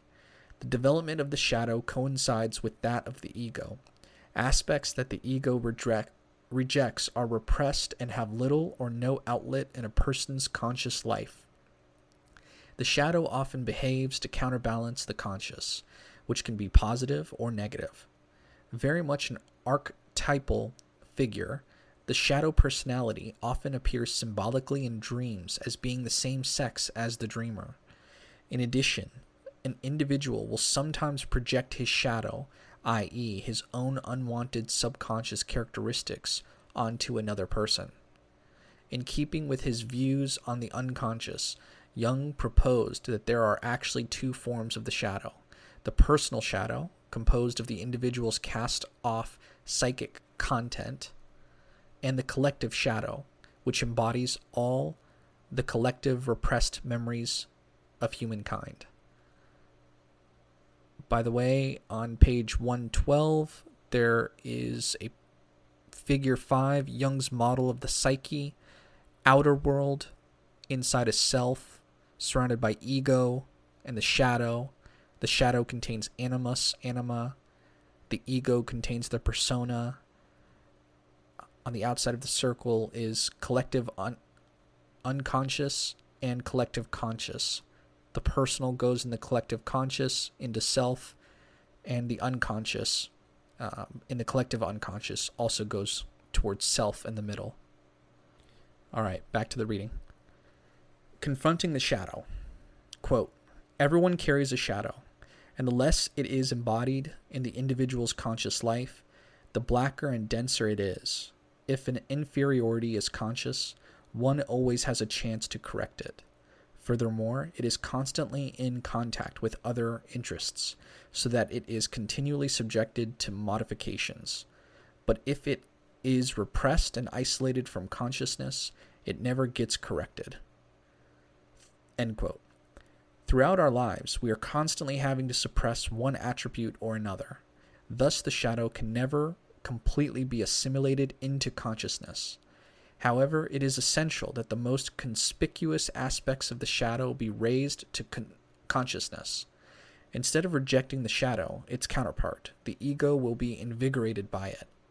If the shadow is not reckoned with, it runs the risk of becoming a vast, dark, forgotten expanse, which blocks one's inner creativity from being fully available to the conscious mind.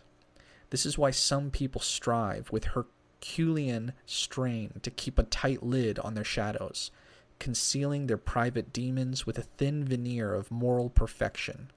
The spiritual fortress they construct around themselves is nothing more than a synthetic buttress held in place by force, and ever in danger of structural failure should the wind change direction. Mere suppression of the shadow is as little of a remedy as beheading would be for a headache. It is for this reason that confronting the shadow is the first step in Jung's method of individuation. To do this means taking a starkly critical and objective look into the nature of one's own being. Unconscious content is usually experienced in projection upon something that is outside of us. In the case of unwanted psychic content, some people will readily project their shadow onto someone else. Thus, we have a tendency to shift the blame onto an appropriate scapegoat. The other guy did it. As a comedian once insisted, the devil made me do it. It is extremely difficult for some analysts,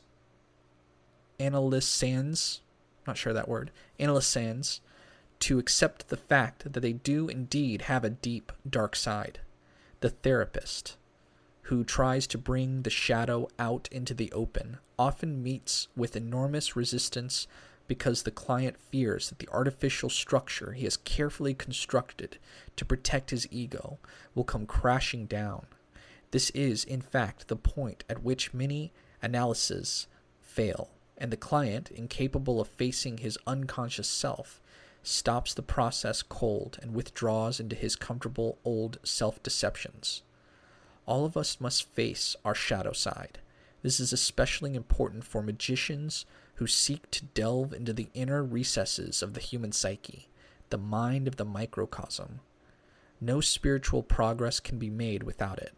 We must discover the distinct characteristics of our shadow, as opposed to other parts of the psyche, such as the ego, and recognize it for what it is, a natural part of ourselves and nothing to be ashamed of or feel guilty about. Guilt and shame often cause one to repress the shadow in the first place, allowing a small, undesirable trait to grow into a huge, unresolved conflict, compulsion, or neurosis.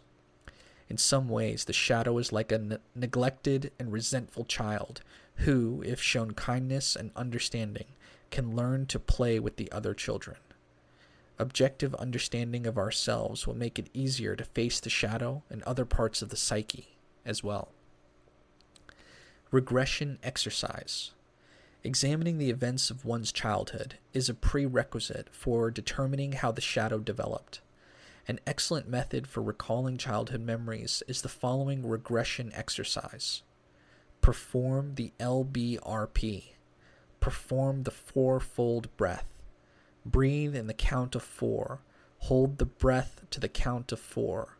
Exhale to the count of 4. Keep the lungs empty to the count of 4. Sit in a comfortable position or lie down, eyes closed. Spend a few minutes inducing relaxation and rhythmic breathing. Visualize yourself within your present surroundings. As you continue the fourfold breath, see yourself going backwards in time. As you inhale to the count of 4, think of last spring. Hold the breath for 4 counts and think of last winter. Exhale to the count of 4 and imagine last fall. On the empty, hold to the count of 4, think of last summer. Continue the exercise in this fashion, going backwards in time from spring to winter, fall, and summer, ever backwards, keeping pace with the four-fold breath.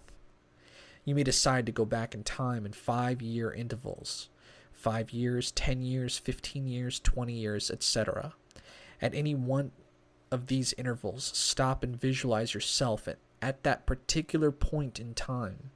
Observe how you looked, how your surroundings looked, the people around you at that time, how you felt about yourself, and how you saw your world. Examine significant events that occurred which shaped your view of the world and of yourself. When ready to end the exercise, use the four-fold breath to visualize time moving forward again. Inhale, spring, full hold, summer. Exhale, fall, empty hold, winter. Move time forward again until you arrive at the present. End the exercise with the LBRP. Always record your observations. You should practice this exercise several times, deciding beforehand what time in the past you wish to examine further. If you become quite proficient in this technique, you can go back 1 year at a time, all the way to birth. Trauma release exercise. Sometimes traumatic experiences or memories are responsible for creating parts of the shadow personality. In such cases, a trauma release exercise can help the analysand let go of the calamitous experience and begin to heal. The technique for this is as follows. Have the person lie on their back. Place your right hand on their forehead and your left hand at the back of their head. A breathing technique to further relaxation is helpful at this point. Next, guide the person to slowly visualize the traumatic event in the reverse order it happened, to a time before it occurred. In other words, emphasize that the details of the event will look like a videotape running in reverse and in slow motion. Then have the person run this mental tape in its natural order, forward in time, until arriving at the initial point when the event began. Guide the person to repeat this backward and forward motion until they no longer feel an emotional connection to the event. At the close of the session, have the person take a long, deep breath as they reflect upon any stress or concerns. Hold the breath for a few seconds and then release it, letting go of any residual tensions. Repeat this process 3 times. It is usually recommended that the person do this exercise a number of times on their own over a period of a few weeks to be certain that it is effective. It can also be done entirely solo, if preferred. Anima and animus. The second step in the process of individuation is defined by the encounter with the animus or the anima. The anima is the embodiment of the reflective feminine nature of man's subconscious, while the animus is the personification of the creative masculine nature of a woman's subconscious. Both are soul images, which usually manifest themselves in anthropomorphic form as fantasy lovers in dream and imagination. Animus and anima have a direct relationship with the persona or mask. If the persona is emotional, the soul image is rational, and vice versa. They are two of the most important archetypes, often influencing how we respond to members of the opposite sex. People often search out and are attracted to someone who symbolizes the attributes of their own psyche. Quote, "Every man carries within him the eternal image of woman, not the image of this or that particular woman, but a definitive feminine image. This image is fundamentally unconscious, an hereditary factor of primordial origin engraved in the living organic system of the man, an imprint or archetype of all the ancestral experiences of the female, a deposit, as it were, of all the impressions ever made by women. Since this image is unconscious, it is always unconsciously projected upon the person of the beloved, and it is one of the chief reasons for passionate attraction or aversion." End quote. We must learn to discriminate between interior and exterior manifestation of the anima and animus, just as we must distinguish ourselves from our shadow. Whereas the conscious recognition of the shadow brings forth the knowledge of one's own dark side, as it relates to a person's own sex, so does the recognition of the animus or anima provide the means for understanding the contrasexual portion of the psyche. It is precisely this lack of discrimination that leads a person to repeatedly seek out a certain kind of mate, a bad boy or a nasty girl, type who will inevitably treat them poorly. This is exactly how some individuals, in failing to differentiate between their own soul image and secret inner desires and a prospective mate, project the inner image outward and consequently fall into bad relationships time and time again. Sometimes the animus and anima can be symbolized by parental figures, leading some people to try to find a companion who resembles their father or mother in some way. While attempting to find the perfect mate, externalization of the soul image leads some to look outside of themselves for the perfection and beauty that lies within. This is true for most people who choose a mate who represents the subconscious portion of the psyche. And since no human mate can fit perfectly into the transferred image, after time the carrier of the projection displays his or her own character traits, resulting in frustration and discord in the relationship. If a person could only recognize the soul image within as a part of their own inner self, they would stop attributing their flaws to their mate and retract the projection. Any psychic energy that has been bound up in the projection would be freed for other, more progressive pursuits. The encounter with the soul image usually takes place later in life, after the dynamics of youth, reproduction, and the priorities of the outer world have been satiated. Confronting the soul image is an indication that the second half of one's life has commenced. Once the contrasexual soul image has been brought to consciousness, however, it may not be possible to, quote, lose ourselves completely, end quote, in the love of another, for we have now found the object of that love within us. This brings with it the realization that we are, in fact, complete within ourselves, and we do not need a slavish love to a projected illusion in order to prop us up. Instead, we are enabled to develop a deeper love and a conscious devotion to our partner. The proper role of the soul image is that of the psychopomp, guiding the soul around impasses on its own way towards spiritual transformation. It is the mediator between the conscious and the unconscious. Whereas the persona is the reconciler between the ego and the outer world, the soul image is the reconciler between the ego and the inner world. Once fully realized and integrated, the soul image can bring incredible enrichment into consciousness and a vital expansion of the true self. Archetypes. The third step in the process of individuation is the manifestation of archetypes. An archetype is an idea, mode of thought, or God form that has manifested from the inherited experiences of humankind, from the collective unconscious.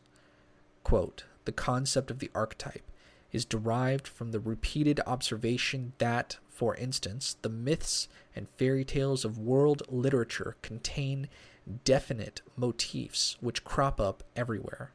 We meet these same motifs in the fantasies, dreams, deliria, and delusions of individuals living today. These typical images and associations are what I call archetypal ideas. The more vivid they are, the more they will be colored by particularly strong feeling tones. They impress, influence, and fascinate us. They have their origin in the archetype, which in itself is an irrepresentable, unconscious, pre-existent form that seems to be part of the inherited structure of the psyche and can therefore manifest itself spontaneously anywhere at any time. End quote. According to Jung, once the soul image has been integrated, next comes the manifestation of the major archetypes of spirit and matter. These include the wise old man as the spirit principle in man, and the great mother as the principle of matter or nature in women. Here we are dealing with the primal roots of the psyche of either sex back to its origins, and the ancient god forms from which they derive. Both the wise old man and the great mother can appear in a multitude of figures from all world mythologies. They are the sky gods, earth mothers, heroes, heroines, magicians, priests, priestesses, prophetesses, harvest gods, and fertility goddesses of all pantheons. These ancient archetypes are transcendent energies that can bring much wisdom and spiritual growth. Jung referred to archetypal figures of the psyche as mana personalities. This is a particular archetype or group of archetypes that the individual psyche most strongly expresses or manifests. A person who has mana is said to have power and influence over others, but also runs the risk of becoming self-centered and megalomaniacal. This is because these great universal archetypes produce a potent attraction which can, in some instances, entice the individual into identifying him or herself with the archetype, creating a type of self-aggrandizement or ego inflation. Such is the path of many modern-day messiahs, self-appointed gurus, and power-mad spiritual leaders. Quote, "An inflated consciousness is always egocentric and conscious of nothing but its own existence. It is incapable of learning from the past, incapable of understanding contemporary events, and incapable of drawing right conclusions about future. It is hypnotized by itself and therefore cannot be argued with. It inevitably dooms itself to calamities that must strike it dead." End quote. All of us surrender to such arrogance during this process of individuation. However, the creative energies that are stimulated in the psyche by the appearance of archetypes can be fully accessed only after one has humbly acquired the ability to discern the difference between him or herself and them. On the road to self-growth, we must not mistake personal insights into our own inner workings as messages from God to his new chosen prophet. We must work to clarify our relationship to spirit and nature as represented by the gods, archetypes. These potent and eternal forces are a part of our psyche that are meant to empower and inspire us. Magicians regard archetypes as various forms or images of divinity that teach us about ourselves and our place in the divine universe. The conscious recognition of the psychic elements that comprise the mana personality archetype brings the first real sense of authentic individuality. Accessing archetypes. Although textbooks on psychology provide few examples of archetypes for the reader to explore, various textbooks on magic are often replete with such prototype figures. Many are readily found in the cards of the tarot. Meditation on these images, as well as a host of tarot exercises that can be found in such books as Madonna Compton's Archetypes on the Tree of Life, Gareth Knight's Tarot and Magic, Paul Foster Case's Book of Tokens, or our own book, The New Golden Dawn Ritual Tarot, can be used to identify and connect with various archetypes that inhabit the psyche. Several archetypes in the form of gods and goddesses are correlated to the spheres on the tree of life, according to their nature and characteristics. War and fire gods are assigned to Gebura, goddesses of love and pleasure to Netzach, etc. A small selection of deities from several pantheons are listed in Chapter 10. Meditation on these figures can aid in understanding the archetypal beings that one may encounter in the process toward true self-awareness. It is important that the student not fall into the trap of the psychologization of magic. that is a result of misunderstanding Jung's theories. To the pop psycholo-occultist, the archetypes, deities, and symbols are simply creations of the human mind. They have no existence beyond the individual human being. Pop psychology sometimes gives the impression that humans create, work with, and discard archetypes as easily as an old pair of shoes, in a kind of superficial, mental, role-playing game. This view does not do Jung's theory justice, since archetypes exist eternally and independently of any individual. To truly understand this, one must be willing to accept the spiritual, magical side of human existence. We are part of a cosmic ecosystem, so to speak. Self-realization. Throughout the process of individualization, unconscious content has been gradually raised into consciousness. Combined with the dissolution of the persona and the decrease in the sovereign power of the conscious mind, this new awareness brings with it a state of psychic imbalance. Magicians refer to this time as, quote, the dark night of the soul, end quote. This intentionally creates imbalanced works to remove any mental impediments which stand in the way of further psychic growth. If the conscious mind is able to absorb and develop the psychic content emerging from the subconscious, then this state of balance induces the independent, intuitive activity of the unconscious to create a new equilibrium, and the result, as Jung put it, is, quote, the victory over the collective psyche, end quote. Then and only then is the median between the conscious and the unconscious to be found. This is the archetypal image of the self, and self-realization is the final step on the path of individuation. The emergence of the self is a transformation of the psyche which involves a whole new outlook toward life.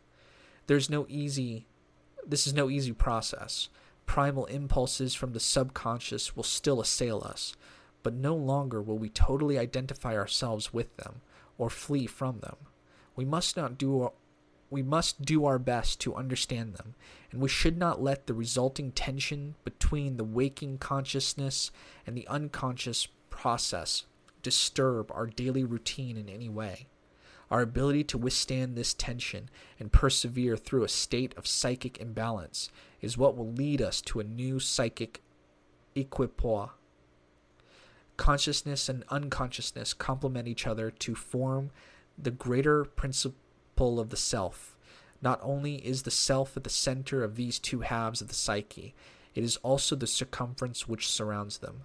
According to Jung, the only content of the self that we can know is the individuated ego. Endeavoring to know more, we run into the boundaries of our own knowledge.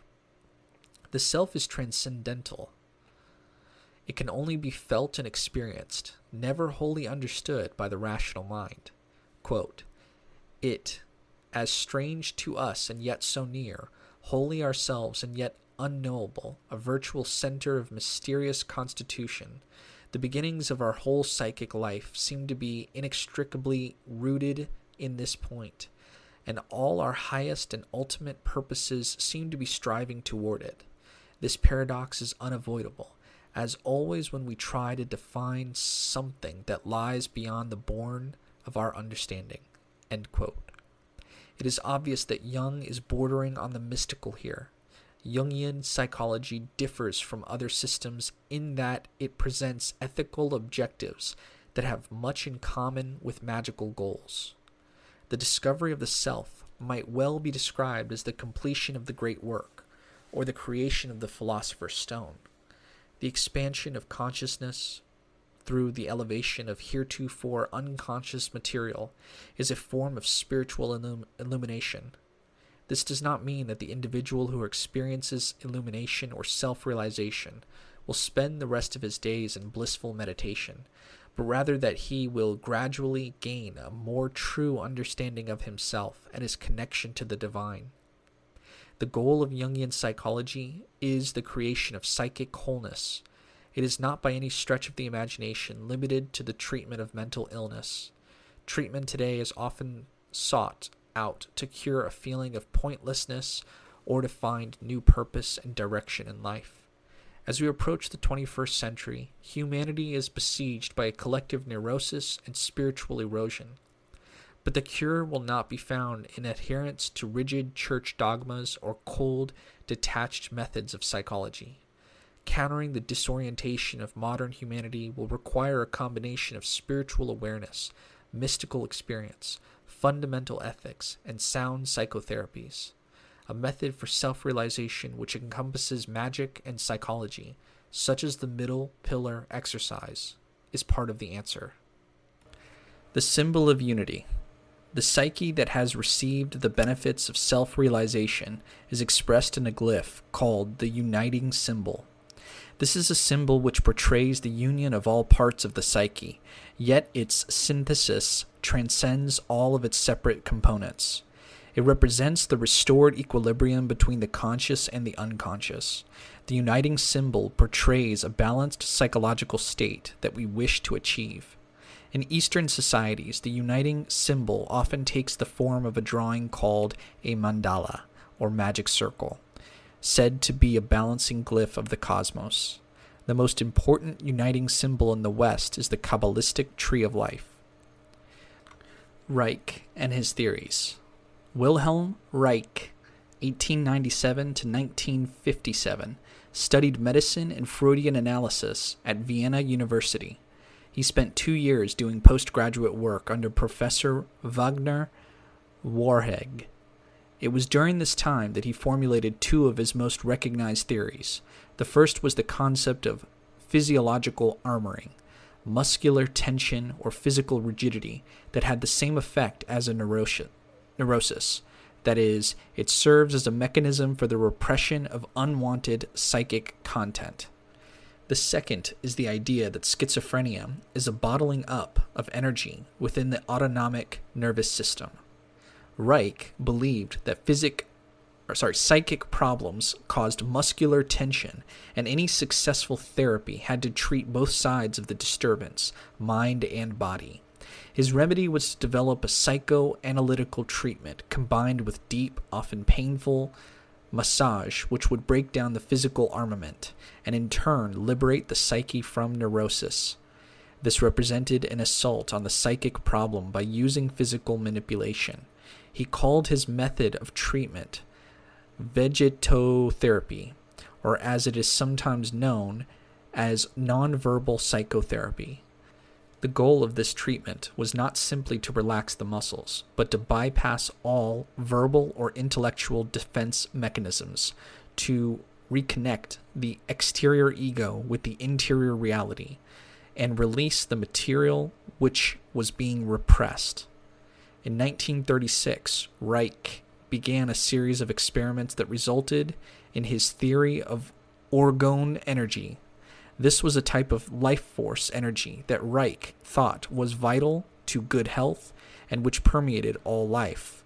Some have compared it to the astral light of ceremonial magicians. Reich thought that muscular tension blocked the free flow of orgone energy in human beings, and that his vegetotherapy liberated the flow of orgone.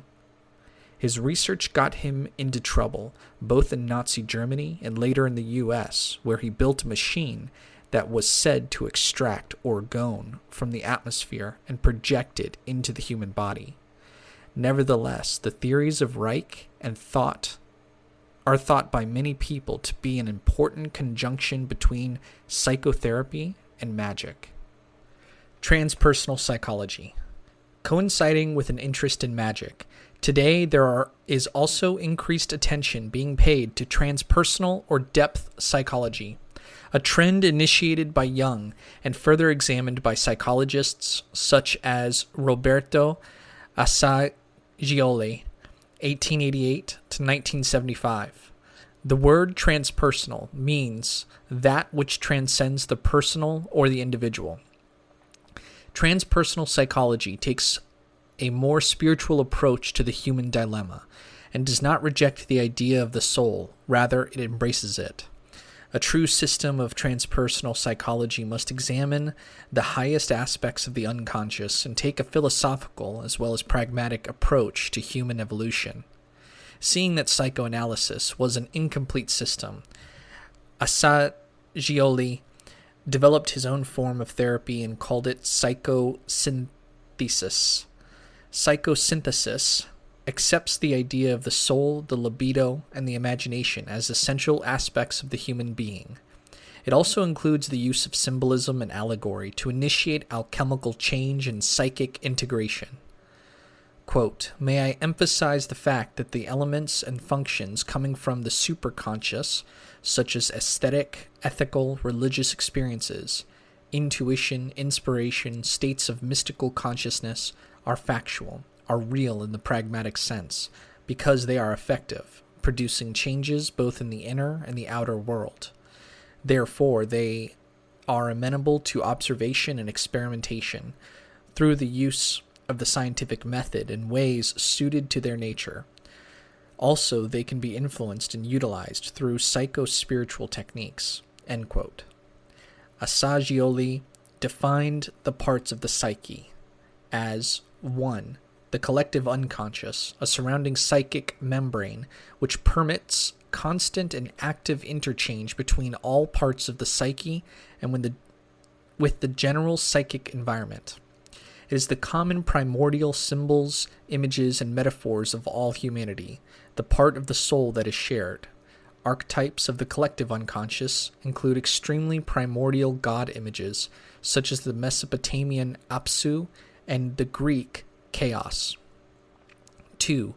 The higher self, or the true transpersonal self, which is above and is unaffected by the thoughts from the mind stream or the sensations of the body. It is that pure consciousness, the core of the self, that underlies all other aspects and functions of the psyche as well. All personal energy and consciousness issues from this source.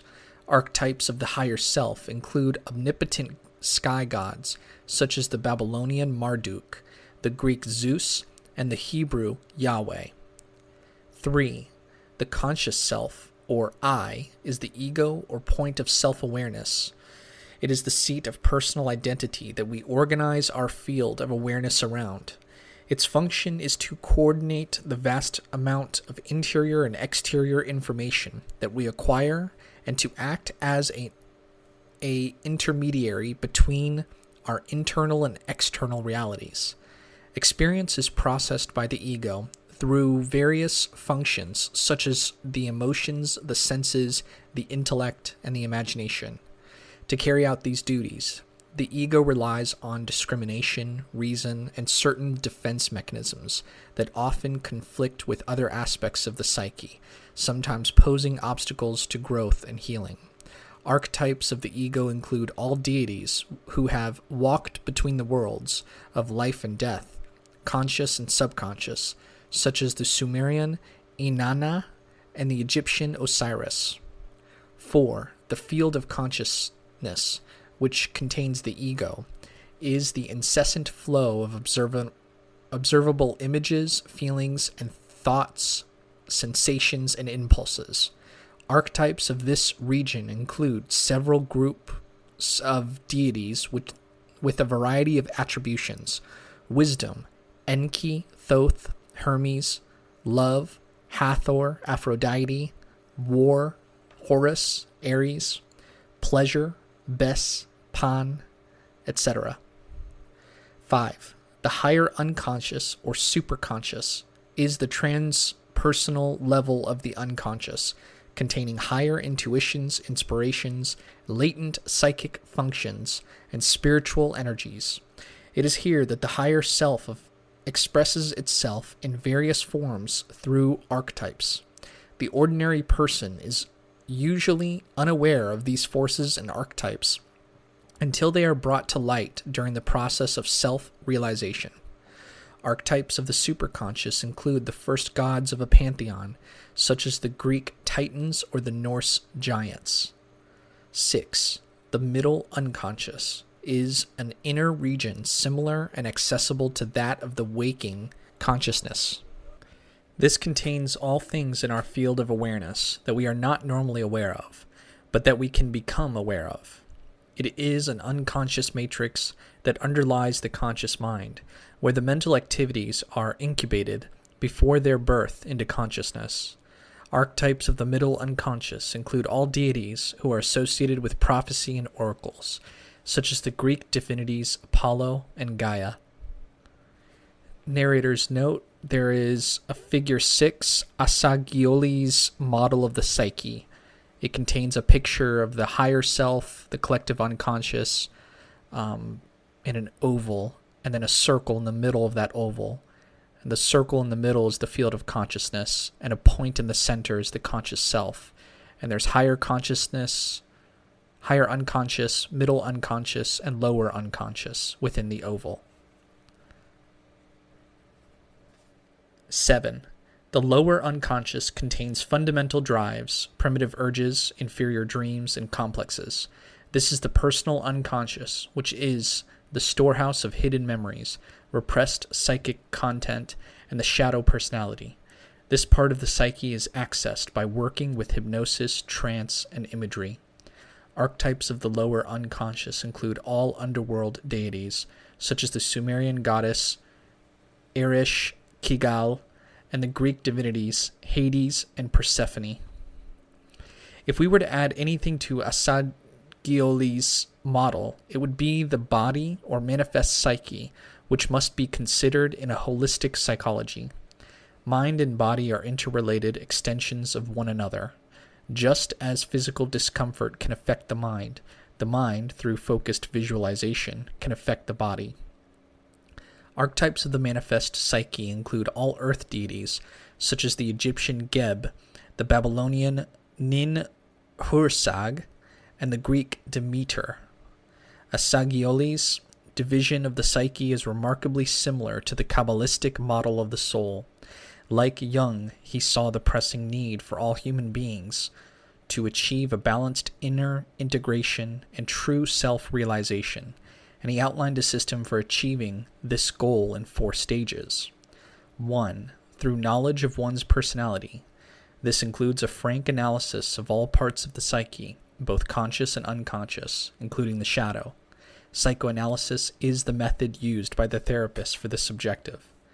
In magic and alchemy, it is the first half of the equation, solve et coagula, dissolve and coagulate. 2. Control of the personality's various elements. After having discovered all parts of the psyche, we must take control of them. According to Asagioli, one of the most effective ways of achieving this is a method called disidentification, which aids in the dissolution of harmful complexes, whose newly freed energies can be controlled and used toward more positive ends. Dispelling these complexes requires the methods of objectification, critical analysis, and discrimination. In magic, the shadow aspects of the psyche are collectively called the evil persona. They must be recognized, subjugated to the magician's higher spiritual will, and their energies transmuted and employed for the completion of the great work. 3. Realization of one's true self. The discovery of creation of a unifying center. The intermediate link which, if focused on and identified with, allows for the integration/unification of the lower and higher selves, and freedom from selfish interests and personal limitations. A point of connection between the individual and the divine self, which is reflected and symbolized in that point. 4.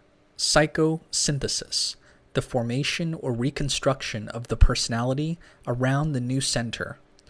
Once the unifying center is found, the next step is to gradually and systematically build a new ideal personality around it in an organized, purposeful manner and with clear, achievable goals in mind. Practical psychosynthesis commences with the construction of this new personality. This process involves the active utilization of all available energies and the transmutation of unconscious and previously latent forces, development of those aspects of the personality which are weak or insufficient. It is accomplished through techniques of autosuggestion, affirmation, visualization, and by the systematic training of the less developed functions of imagination, will, and memory. Finally, all the various psychological energies and functions must be coordinated as the new personality achieves a stable, organized form. There are many levels in the process of transmutation and self-realization, and as stated earlier, they are not always entirely pleasant. It is a multifaceted process which includes several stages: the elimination of impediments which block the flow of energies between the superconscious and the lower realms of consciousness, evolvement of latent or dormant higher functions, memory, will, imagination, etc., and stages where the ego must yield to the work of the higher self and withstand the stresses and unavoidable discomfiture that the process requires. In magic, this is the spiritual discipline of the great work and reunification, the second half of the solve et coagula formula of alchemy. It represents our goal to become more than human, or in less mystical terms, to become the best possible human being we can be, evolving to our fullest potential. Various methods and tools are employed in psychosynthesis, just as they are in other transpersonal psychologies. In psychosynthesis, the focus is always on a holistic approach to treatment, and all techniques used are subservient to the health, well-being, and psychic integration of the individual. The keeping of a diary, dream analysis, free association, hypnosis, group analysis, psychodrama, relaxation, meditation, music therapy, autosuggestion, humor therapy, chromotherapy, disidentification, visualization, development of the will, utilization of the symbols and metaphors, transmutation and sublimation of sexual energies, and development of the imagination are but a few of the methods used to obtain self-realization. One of the goals of psychosynthesis is to integrate the superconscious as much as possible into the conscious and unconscious realms. Numerous metaphors for this process of self-realization and self-integration can be found in the language of the alchemists.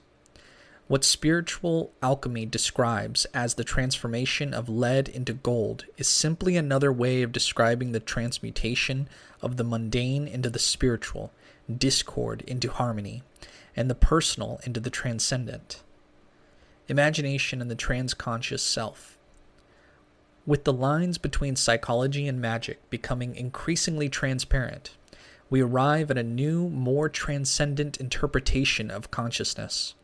The connecting link between all parts of the self is the transconscious self, composed for the most part, of the processes of imagination, intuition, and will.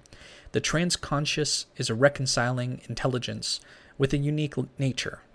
It has the ability to move through, communicate with, and cause change on all levels of the psyche, and is capable of a wide range of powers associated with communication and transformation. The imagination is the essential aspect of the transconscious self. It is a potent medium for the processes of inspiration, transmutation, integration, and transcendence. The transconscious imagination operates as a single organized mechanism, purposefully flowing between all portions of the psyche with a unifying objective. Its vast creative resources are a primary influence in the development of music, dance, literature, and other art forms. The transconscious imagination expresses itself in two ways: the intuitive imagination and the creative imagination, which relate respectively to the natures of the reflective anima and the creative animus. Together, these two archetypes coalesce into the partly androgynous archetype of Hermes, the messenger god, who symbolizes the transconscious imagination as the psychopomp, the guide, healer, and protector of the soul. The language of the soul and the imagination is revealed in symbol, image, and allegory. Therefore, in all mythologies, the many figures, places, and situations are metaphors for different archetypes, as well as different aspects of the psyche and transformative experiences. Thus does Hermes, representing the soul guide and the transconscious self, communicate to all levels of the psyche through symbol and myth. The imagination is one of the most important tools of magic. A focused imagination is employed by magicians for everything from the consecration of talismans to healing. Concentration on a visualized image or symbol is the key to this type of working. In healing, the source of the infection or injury is often visualized as being dissolved, or the sick individual is imaged as being free from the diseased. The exploration of the unconscious realms usually begins with the image of descending into a basement, a cave, or the underworld. Superconscious levels are often contacted by visualizing the climbing of a steep hill or climbing the branches of a mystical tree. Properly used, the imaginative faculties of the transconscious self can be used to activate the latent faculties of the psyche and bring renewed health and well-being to the entire mind/body system. The Tree of Life. The Kabbalah is the mystical system of the medieval Jews. Its exact origins are buried in antiquity. Its primary symbol, the Tree of Life, is said to be a glyph of the essence of God, the origins of the cosmos, the soul of man, and a model of how to live in accordance with the divine plan. It is also the most important symbol used by magicians and other practitioners of the Western esoteric tradition. For our purposes, we will focus upon the Tree of Life as a uniting symbol, an image of the individuated psyche. The tree itself is composed of 10 Sephiroth, spheres or emanations, which are listed in order and are pictured in Figure 2 of Chapter 2. Kether, the crown; Chokmah, wisdom; Bina, understanding; Chesed, mercy; Gebura, strength; Tifareth, beauty; Netzach, victory; Hod, splendor; Yesod, foundation; and Malkuth, the kingdom. The parts of the soul. To the Kabbalists, the human soul is divided into 3 principal portions, which overlap in some instances. These are the Neshama, the Ruach, and the Nefesh. The highest of these, the Neshama, encompasses the Sephiroth of Kether, Chokmah, and Bina. It corresponds to the highest aspirations of the soul, and what Assagioli described as the higher unconscious or superconscious. The greater Neshama is further subdivided into 3 parts: the Yechida, the Chia, and the Neshama. The Yechida, centered in Kether, is our true divine self, comparable to Assagioli's higher self, the root essence of our spiritual nature. It is that part of us that is nearest to God, the most perfect level of the self. The Yechida is the supreme, undifferentiated quality of mind that is pure, unexpanded consciousness. It simply is, I am that I am. The Chia, or life force, located in Chokmah, is the highest active principle in the human soul. It is our divine will, our inquisitive urge to become more than human, symbolized by the masculine soul image of the animus, or the figure of the supernal father. The Chia is the source of our powers of action. The subdivision of the Neshama, as distinct from the greater Neshama, is the intuitive soul located in Bina, although it lends its name to the other supernals as being generally descriptive of the soul's greatest aspirations.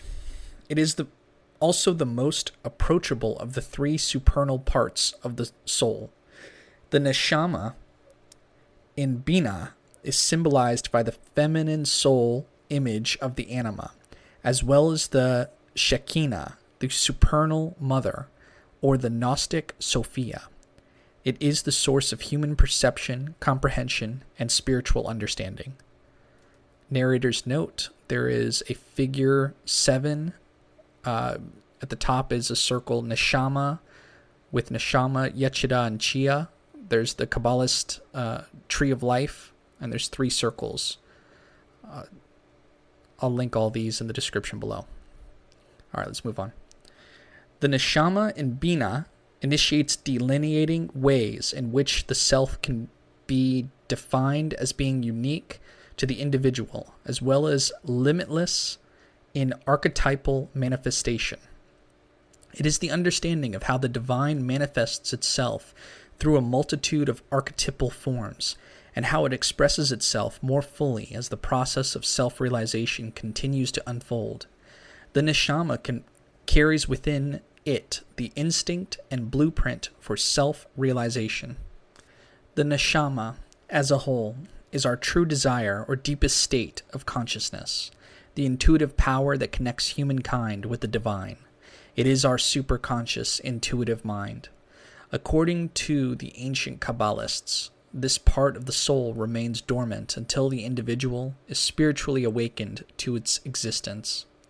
The neshama, divine self, higher soul, or higher genius, embraces the elevated aspects of the collective unconscious. It is the divine spark that is common to all of humanity. Between the neshama and the middle part of the soul is a great boundary known as the abyss. This is the line of intersection between mortal and eternal, personal and transpersonal, separateness and unity. That which is above the abyss is immortal and common to us all. That which is below the abyss is temporary and individual. The shadowy sephira, or rather non-sephira, of Dath is located within the abyss. Its function is to create a bridge between the higher and middle parts of the soul, neshama and ruach, so that the neshama can descend and the conscious mind thereby connect with, and perhaps gain some understanding of, the nature of spirit and divinity.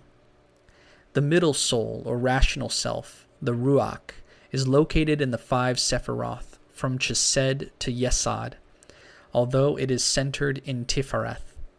It also overlaps, to a lesser extent, Dath and Yesod. This is the conscious mind and reasoning powers, the conscious part of our being, which is the abode of the ego. This is the seat of outer consciousness, where humanity becomes aware of thought images and is able to fashion thoughts into actions. It is here that human beings use their powers of discrimination as the mind navigates continuously between both secular and transcendent functions. 5 faculties are to be found in this pentad of spheres: memory, chesed, will, gebura, imagination, tifereth, emotion, netzach, and intellect, hod. The 2 lowest of these functions, corresponding to the spheres of netzach and had, are quite easy for the average person to understand. The 3 higher faculties of the ruach, attributed to the 4th through the 6th sephiroth, are somewhat more difficult to access. This is because of the demarcation called the veil of Peroketh that exists on the tree between Tifereth and the 2 lower spheres of Netzach and Had. Thus, the higher Ruach faculties of memory, will, and imagination are obstructed somewhat and are often less accessible to the individual than are the lower functions of thinking and feeling. The Ruach contains both the middle unconscious and the field of consciousness of Asagioli's system, as well as his concept of the conscious self or ego. The higher self or lower genius, sometimes called the Agoaides, which mediates between the divine self of the neshama and the lower self, which is located in the Ruach, primarily in Tifereth. This is also the seat of the personal ego, which interacts between the divine superconsciousness and the lower self, and constantly attempts to organize and interpret one's personal experience, both inner and outer experience. The persona, a conscious but artificial mask that we present to the outer world, is also to be found in the Ruach. The nefesh, or lower side, resides in Yesod. Comparable to Asagioli's lower unconscious, the nefesh is a low level of awareness that answers to the primal instincts, fundamental drives, and animal vitality from our prehistoric past. The nefesh embraces the lowest components of the collective unconscious, those basic aspects which relate to survival, sex, and the reptilian brain. It also is the seat of our personal unconscious. The nefesh is sometimes equated with the aura and the etheric body, a kind of energy sheath which forms the matrix for physical body. Proper use of the vital, raw nefesh energy is important in many aspects of magic, but it must always remain under the firm control of the ruach, the conscious mind. The nefesh is the most misunderstood part of the soul, due to its placement in relationship to the ruach above it and the guph below it. The nefesh is also the seat of the shadow, the dark subconscious underside of the conscious ego. The shadow represents those basic desires that run contrary to society and to our own ideals of behavior and personality. During the course of life, personal conflicts and neuroses are created within the psyche, which are banished to the nefesh through the process of denial and repression. This results in a type of dualism, which in turn creates the shadow and its various attributes. This dualism is expressed in the fact that on the one hand, the nefesh contains a vibrant primal energy and raw beauty that is crucial to magical work, but on the other hand, it also contains unconscious impulses, which often run contrary to spiritual growth. These impulses can be likened to Freud's id, with its demands for instant gratification. Thus, the nefesh and the unconscious mind, together with the shadow, have all been unceremoniously rejected throughout history as scapegoats for problems which originated in the conscious mind, when the neuroses were consciously repressed rather than examined. Thus, the nefesh becomes the abode of many emotionally charged complexes, phobias, obsessions, delusions, and compulsive urges. Beyond this fivefold division of the human soul, there is one more portion that is sometimes overlooked. The lowest part is called the guph. That's G-U-P-H. Centered in Malkuth, the guph is closely tied to the physical body and the total range of all psychophysical functions. It is a low level of subconscious intelligence which communicates the current condition of the human body to the brain. Transpersonal psychotherapies and reputable systems of magic both work to examine and integrate the shadow of the nefesh. This integration is a prerequisite for further spiritual/magical work and self-realization. In magical orders, such as the Golden Dawn, this is accomplished through initiation rituals, which heighten the awareness of the student, combined with intellectual teachings and personal meditations, rituals, visualizations, invocations, and exercises, such as the middle pillar. Once the shadow is confronted, recognized, and correlated into the psyche, its tremendous energy, resources, and rich symbology can be harnessed and utilized by the conscious mind, which can in turn stimulate the neshama. Magical disciplines strive to open a channel for the neshama to communicate with the lower portions of soul, bringing to the individual a conscious recognition of the divine self. The higher faculties of the ruach, including imagination, will, and memory, are also awakened.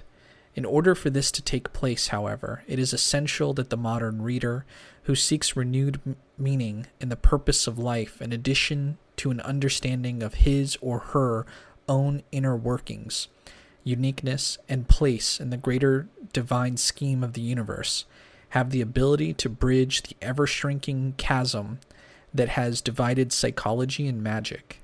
Both systems should be examined, and their respective bodies of knowledge culled for the gems of wisdom to be found in each. This process of reconnection between the modern science and ancient art will be an act of healing on both a personal and collective level, which recognizes that all of reality is united under the integrating principle of spirit. No one should be led to believe that the process of self-realization, whether achieved through the principles of analytical psychology, the techniques of magic, or a combination of the two systems, is an easy matter. But here, even the smallest achievement will be a monumental step in one's personal inner growth. If the mind is kept open to both new and old ways of exploring human development, one will discover that the psychologist's pursuit of a healthy, integrated human psyche, the alchemist's search for the philosopher's stone, and the magician's quest to complete the great work are all natural complements of each other. Humanity's spiritual development is a long and arduous journey, an adventure through strange lands full of surprises, difficulties, and even dangers. It involves a drastic transmutation of the normal elements of the personality, an awakening of potentialities which had hitherto been dormant, a raising of consciousness to new realms, and a functioning along a new inner dimension. Chapter 7. The Art of Relaxation. In the foreword to the second edition of The Middle Pillar, Regardie expressed a desire to add more material on the art of relaxation and its importance to the individual's well-being. At that time, Regardie wanted to leave his original work intact and unencumbered by the afterthoughts. Later, in such books as The Romance of Metaphysics, 1946, 12 Steps to Spiritual Enlightenment, 1969, and Foundations of Practical Magic, 1979, he went into more detail concerning the psychological and physical benefits to be gained through relaxation.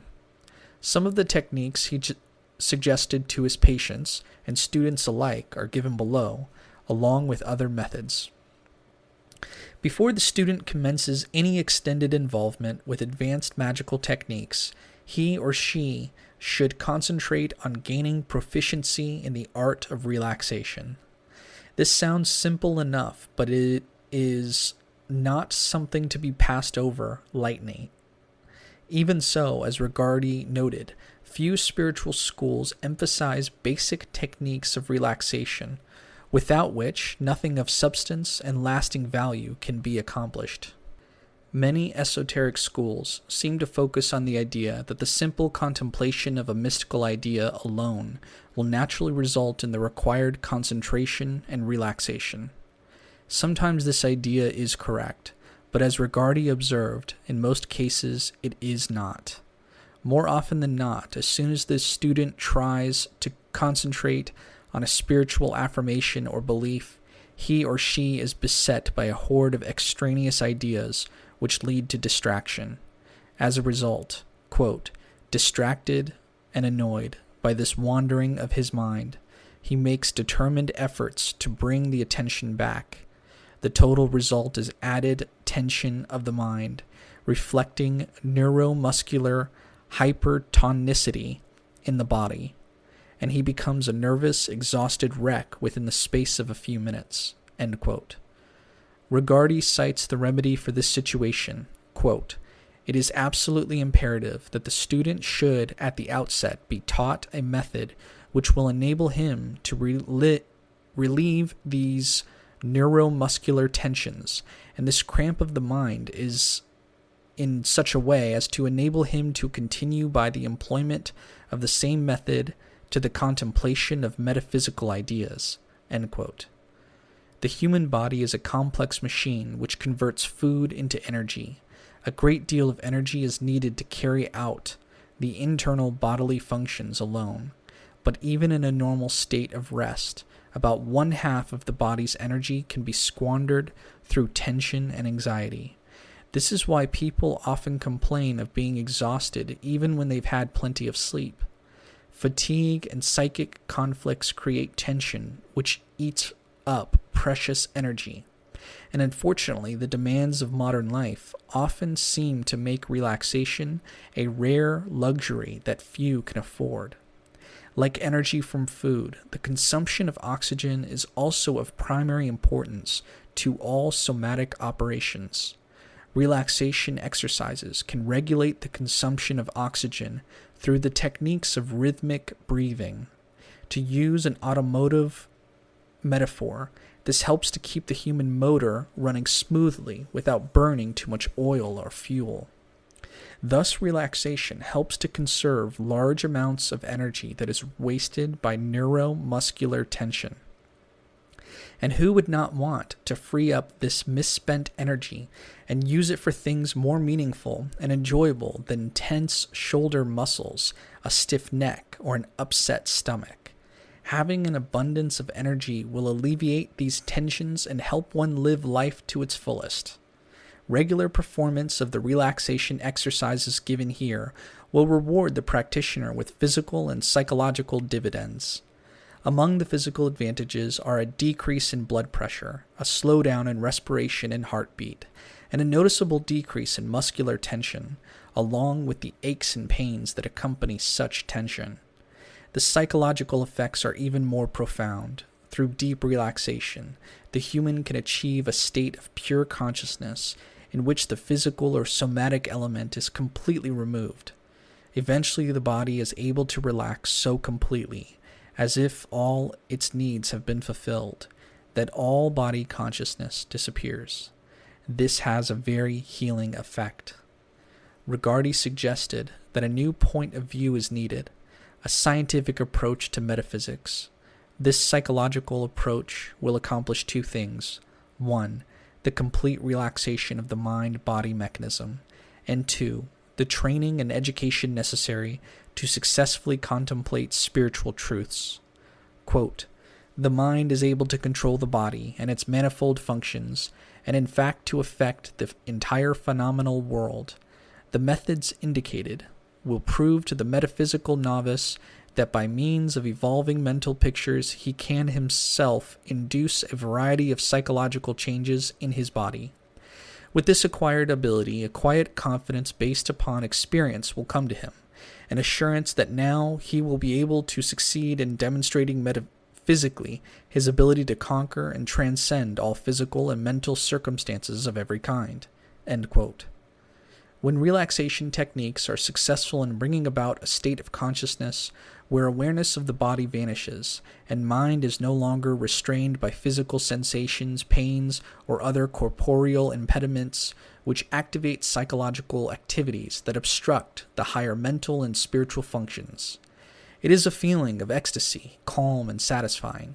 Free from physical limitations, the mind is able to focus on profound spiritual truths. This is a real advancement in personal growth, which results in increased mental balance and self-confidence. The relaxation of the body, which is so closely connected with the subconscious mind, dissipates those psychic blockages which cause tension, stress, and disease, or dis-ease. Beyond these important considerations, relaxation will provide the student with great impetus toward approaching spiritual exercises and magical techniques with a sound psychological basis. Simply put, you need to relax. Your body requires it. Your spirit will rejoice in it. A few moments each day spent in a state of complete relaxation will be time well spent, and there is no reason 2 or more people cannot set aside time to perform these methods together and support each other's efforts. Body awareness exercise. One of the primary aims of any system of spiritual growth is the procurement of self-awareness or perception. The only way to increase sensitivity is to become aware of that which is within as well as that which is without. Try this body awareness exercise. Sitting comfortably or lying on the floor, merely attempt to observe what is happening with your own body. If you have trouble with your lower back, be sure to place a couple of pillows under each knee whenever lying down to meditate. Simply watch your physical body and its various sensations. Do not do anything special. Breathe normally, and don't try to relax or control wandering thoughts. Just try to notice what happens. After a few moments, find a comfortable position and stay in it without moving or consciously fidgeting in any way. Remain perfectly still. At first, this exercise should be practiced for no more than 10 minutes. Gradually increase the time spent in practice so that this exercise is extended to half an hour. Obviously, this exercise will be simple to some, terribly difficult to others. Any urge to wiggle and release tension should be resisted.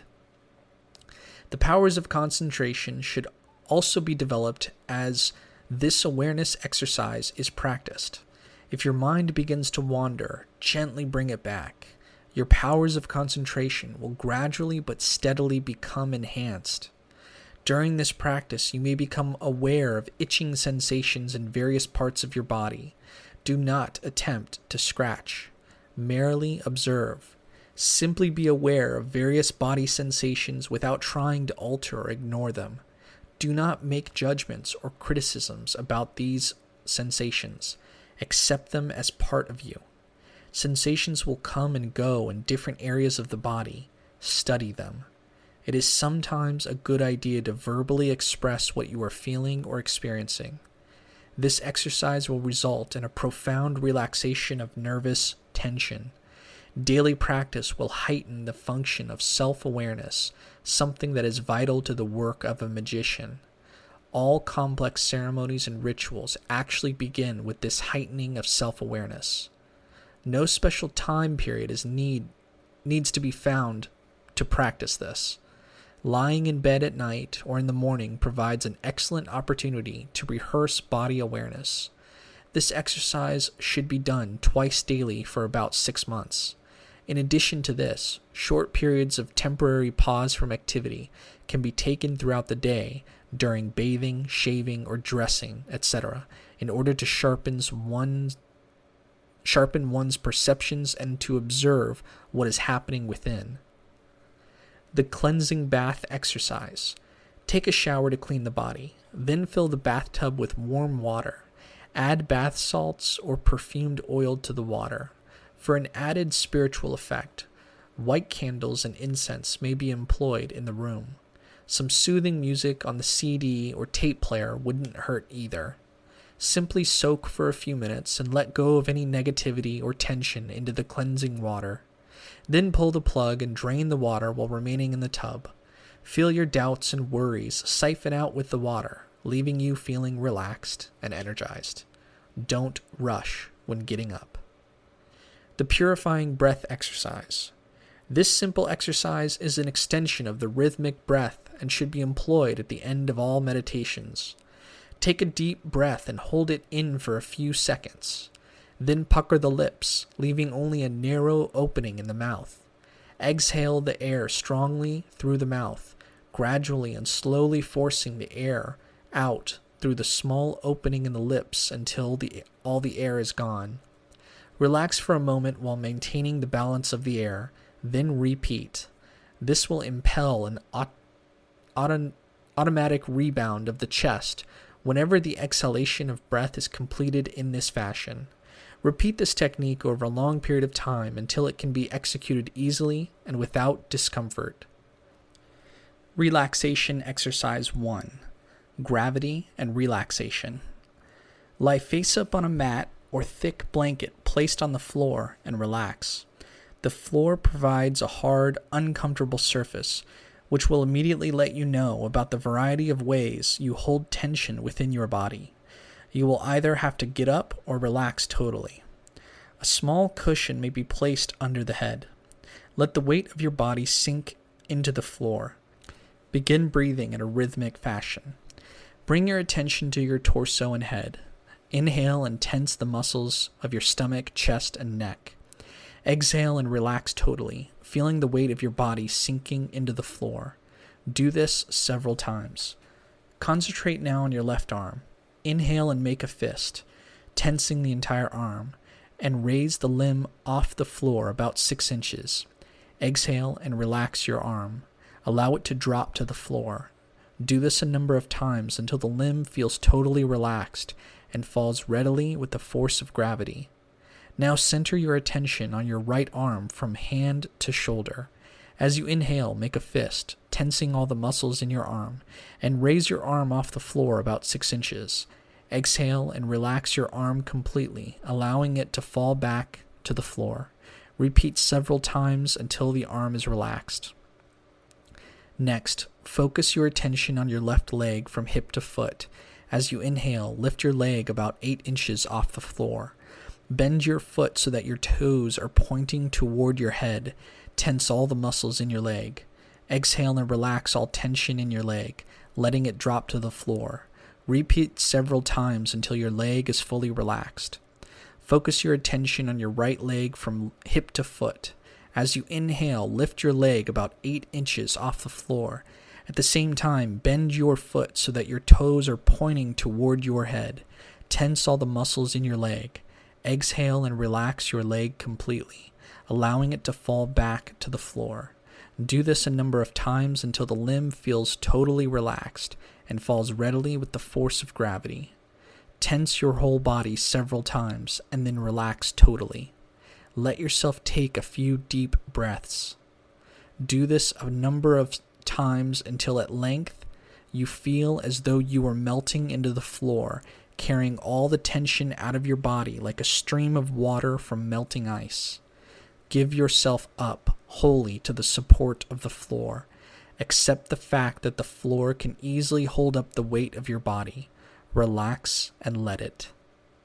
Relaxation exercise 2 for 2 people. This exercise is designed for the simple purpose of making one aware of the amount of muscular tension that is held within the body. 2 people are needed for this method, one who will receive the benefit of relaxation and the other who will aid the process.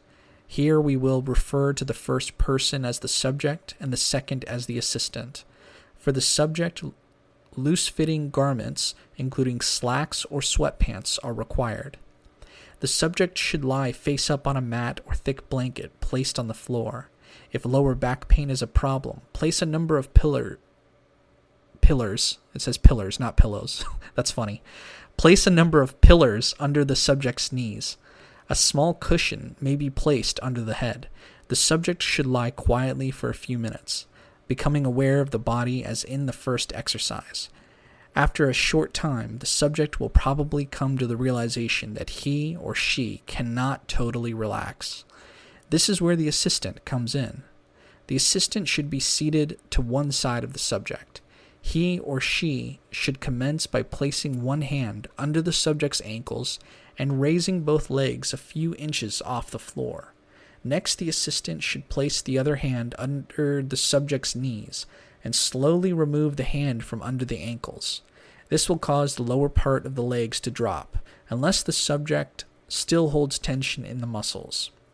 Now the assistant should hold the ankles together with one hand and remove the hand from under the knees, and gently attempt to separate the knees. If the subject is relaxed, each knee should fall outward.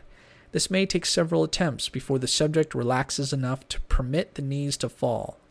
Next, the assistant relaxes the subject's arms one at a time. Each arm should be wiggled as if shaking a rope. And then, holding the elbow to the floor with one hand, the assistant raises the subject's forearm perpendicular to the floor. When the arm is released, it should be noted whether it falls easily, hangs in the air, or is lowered by the muscles. Again, many attempts may be required before the forearm is relaxed enough to drop. Moving to the shoulders, the assistant elevates the elbow a few inches off the floor and releases it. If the shoulder joint is relaxed, the elbow drops effortlessly. Each shoulder can be relaxed further by the assistant placing both hands under it, lifting it slightly, and allowing it to drop to the floor. The body should fall solidly, and the head should roll without restraint on the neck. At this time, the assistant should watch for signs of deep relaxation, such as heavy sighs, slow, deep breathing, lines on the face softening, and the whole body sinking down onto the floor. The assistant should then gently push his or her fingers into the abdominal muscles bordering the hips, one side followed by the other. A slight pressure is maintained, during which the muscles may give spasms of resistance due to tension. Alternate this application of pressure from one side to the other until the muscles relax. After this, the assistant should apply slight pressure on the chest and sides in the same manner. For the final part of this exercise, the assistant should gently lift the subject's head a couple of inches and allow it to flop back onto the cushion. If this is done several times, the subject should feel deeply relaxed. After a few moments of restful meditation, the subject and the assistant may switch roles and repeat the exercise. Relaxation Exercise 3. Tension, Relaxation, and Visualization. Note: if we accept the premise that psychological states can affect immediate responses in the mind/body system, then it follows that mental pictures or visualizations can be used to purposefully effect an attitude of total relaxation prior to magical work. Lie face up on a mat or thick blanket placed on the floor and relax. Let the weight of your body sink into the floor. Begin breathing in a rhythmic fashion. Start with the top of the head. Inhale and deliberately tense the muscles of the forehead for a moment. Visualize your brain and the muscles of your brow. Tense the muscles as much as you possibly can. Then exhale, let go of the tension, and relax the forehead totally. Feel and visualize your muscles as they relax. Do this 2 or 3 times. After a brief period of time, inhale and tense the muscles of your face, squeezing your eyes shut. With your mind's eye, see your face contorted with muscular tension. Then exhale. Release the tension and imagine the muscles of your face slipping back into their natural pose with the eyes gently closed. Repeat 2 or 3 times. Next, inhale and tense the jaw and neck, clenching the teeth and pushing the tongue against the roof of the mouth. Visualize your face with lips pressed firmly shut. Then exhale and release the tension and let your jaw and tongue relax. Repeat as before. Now turn your attention to the shoulders and upper arms, tensing them as you inhale, using your elbows to press down on the floor. Visualize your shoulders against the floor as you hold them stiffly, slightly off the floor as they seem to shrink inward. Then exhale and release the tension. Stop pressing with your elbows and imagine the shoulders expanding slightly outward as they sink back into the floor. Repeat. Focus on your lower arms and hands. Put your thumbs inside your palms and clench your hands into fists. Press your wrists into the floor to add tension to your forearms as you inhale. Visualize the closed fists and stiff arms. Then exhale. Relax your limbs and see the hands uncurl slightly from their martial pose into a more peaceful one. Repeat. Center your attention on your back, pushing it into the floor as you inhale. Start with the lower back, followed by the upper back. Visualize your spine as it is pressed into the floor. Exhale. Relax your back and imagine it gently springing back to its normal state. Repeat. Now focus on your chest. Inhale deeply and expand your chest to its absolute fullest capacity. Hold your breath and the corresponding tension for a few moments and visualize your chest and ribs extended to their limits. Exhale naturally. With your mind's eye, see your chest gently fall back and assume its normal state. Repeat. Tense the muscles in your lower abdomen. Inhale and tighten your abdominal muscles as though you were trying to fit into a tight pair of pants, or as if your navel were being pulled toward your spine. Visualize your abdomen being pulled tight against your spine, and imagine the organs of your abdomen pressed closer against one another. Then exhale and release the tension. See your muscles and organs spring gently back into place. Next, tense the muscles in your buttocks and thighs, turning your toes in toward each other as you inhale. Visualize that your thighs are as taut as those of a runner who is about to sprint forward. Exhale and allow your legs to drop back into their normal position. See your thigh muscles relaxing.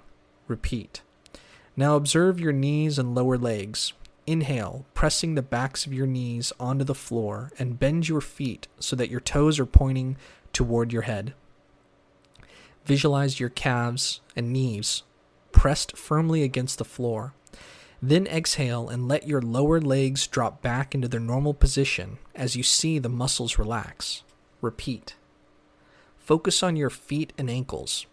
Inhale and point your feet like a ballerina standing on point. Curl your toes. Visualize your feet tensed in this way. Then exhale and allow the feet to bounce back. Visualize your feet and toes totally relaxed. Repeat as before. Now inhale. Tense your entire body as much as possible. Imagine your body as stiff as a board. Then exhale and relax fully and deeply. Visualize your body becoming almost liquid in its relaxed state. Do this at least 3 times, then remain totally relaxed. Notice how much more relaxed your body is after the balancing effects of flexing and releasing. Breathe deeply without strain. Visualize yourself enveloped in a sphere of brilliant white light. Imagine your body bathed in this light and feel its warmth on your skin. As you inhale, feel the divine light filling your lungs and spreading throughout your entire body to the ends of your fingers and toes, giving you a sense of ultimate peace and relaxation. As you exhale, breathe out a portion of this endless light, giving its tranquil effects back to the divine source in a cycle of flux and reflux. The more light you breathe out, the more light you breathe back in, until your whole being seems as if it is created out of this divine light. Now visualize a golden sphere of healing light in the center of your body around the area of your heart. Feel its soothing warmth. See this sphere traveling to areas of your body where some tension remains. Whatever part of your body the sphere touches becomes fully relaxed and regenerated. Let the sphere traverse over every part of your body. And when this is done, place it back in its original position, centered on your heart. Continue to relax in this state for a few moments. Then take a few deep breaths and feel the vitality stirring within as you end the meditation. Note, a group of people may elect to perform this exercise together. If this is the case, one person should record the exercise on a tape player with soothing music in the background. The participants should lie on the floor, in a circle if possible, with heads pointing in toward the center, with a fair amount of space between each person. Play the recording and begin the exercise. Relaxation Exercise 4. Visualized Circulation. In the previous exercise, the student was encouraged to become more aware of the body's physical sensations. In this exercise, the student learns how to use the techniques of relaxation to manipulate body sensations in a premeditated fashion in order to cause certain changes that are both physical and psychological. Relaxation is a crucial step in changing one's conscious awareness from the mundane events of the day to a more spiritual focus. It is also an essential procedure that will always be undertaken prior to more advanced techniques and rituals. For this technique, it would be helpful if the student had a basic understanding of human anatomy.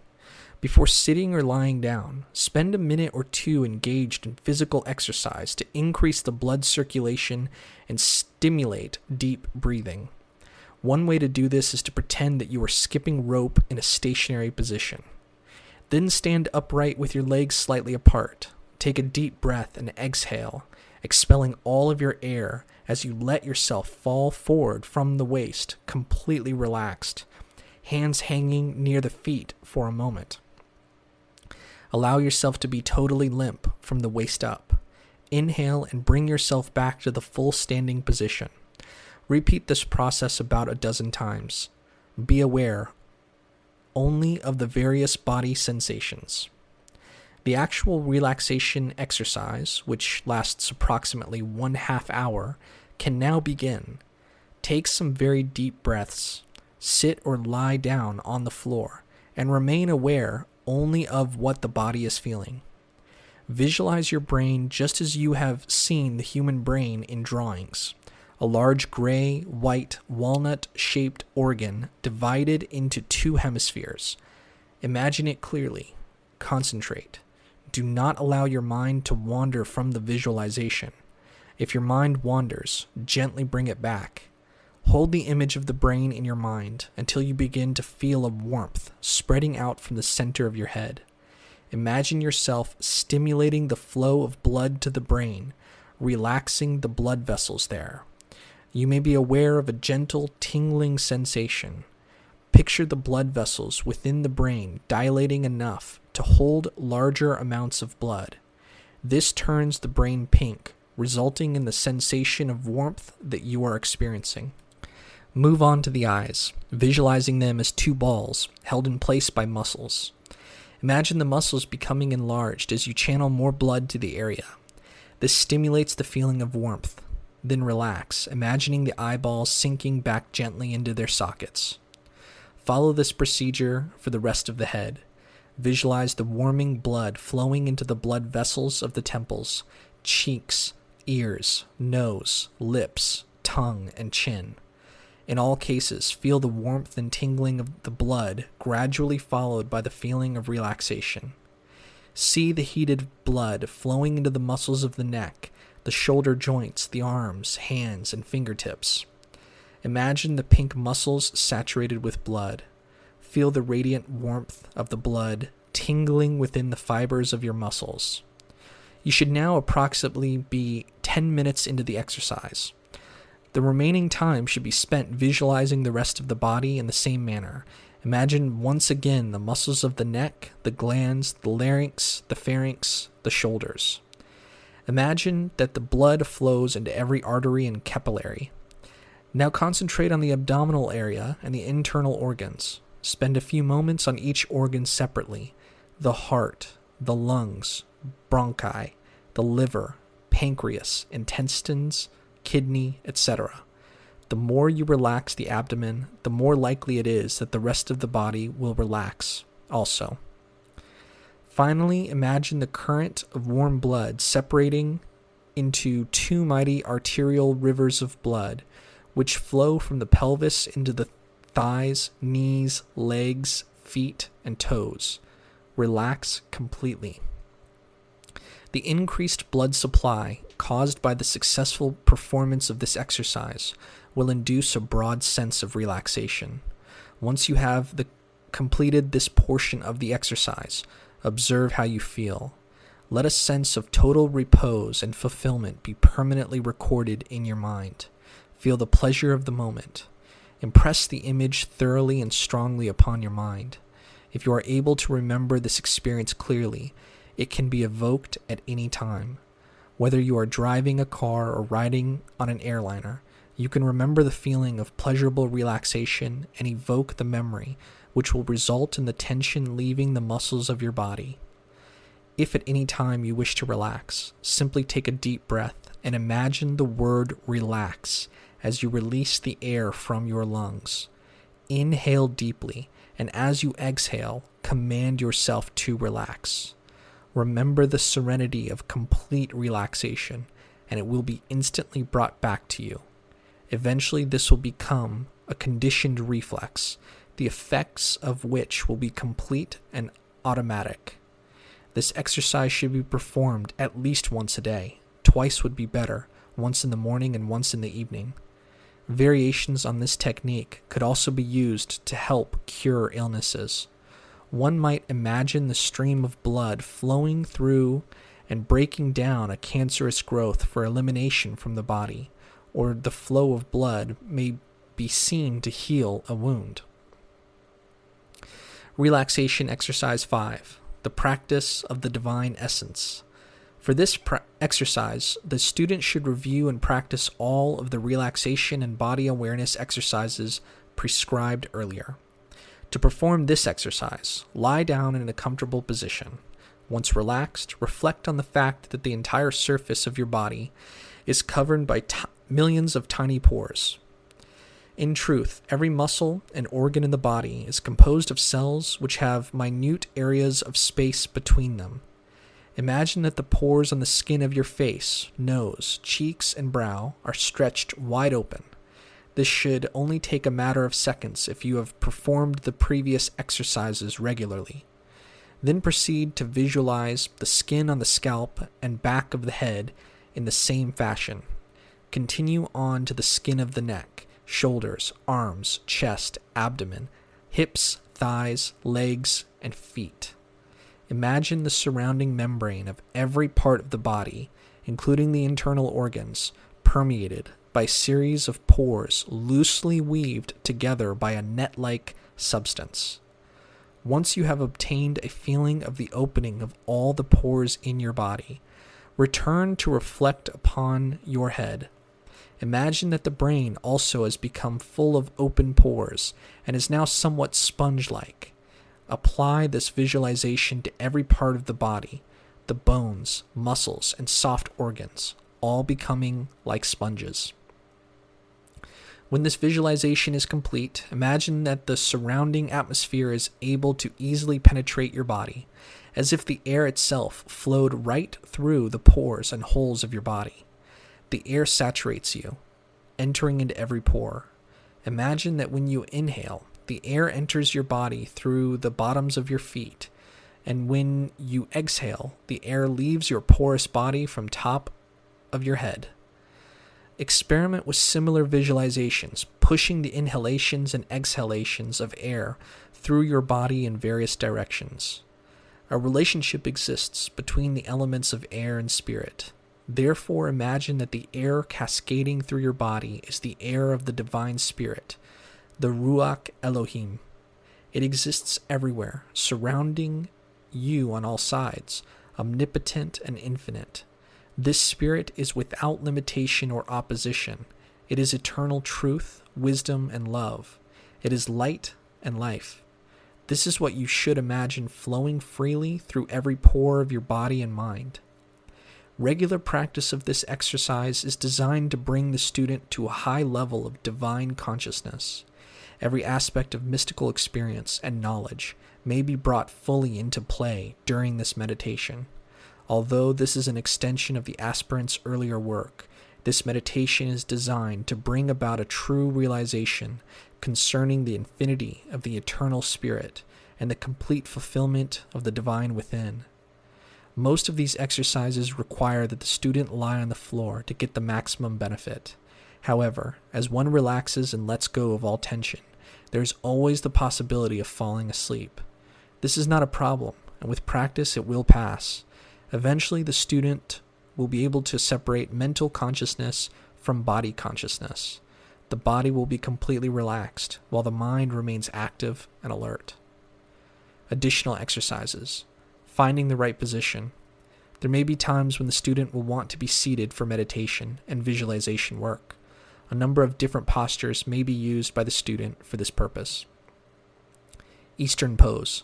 For this pose, you will need a pillow, cushion, or folded blanket on the floor. Seat yourself on the front edge of the pillow. This will help slant the hips forward and support the lower back. Bend your legs so that you are sitting cross-legged with the left foot under the right thigh and the right foot under the left thigh. Keep your knees level and your spine straight. Rest your hands palm downward on your knees and keep your elbows relaxed. Close your eyes and breathe rhythmically. The main meditation may now commence. Western pose. For this pose, you will need a chair and a small cushion. Be seated on the front half of the chair with the spine well away from the back of the chair.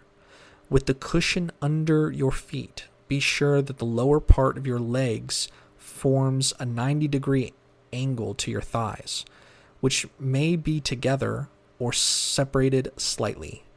Rest your hands palms downward on your knees and keep the elbows relaxed.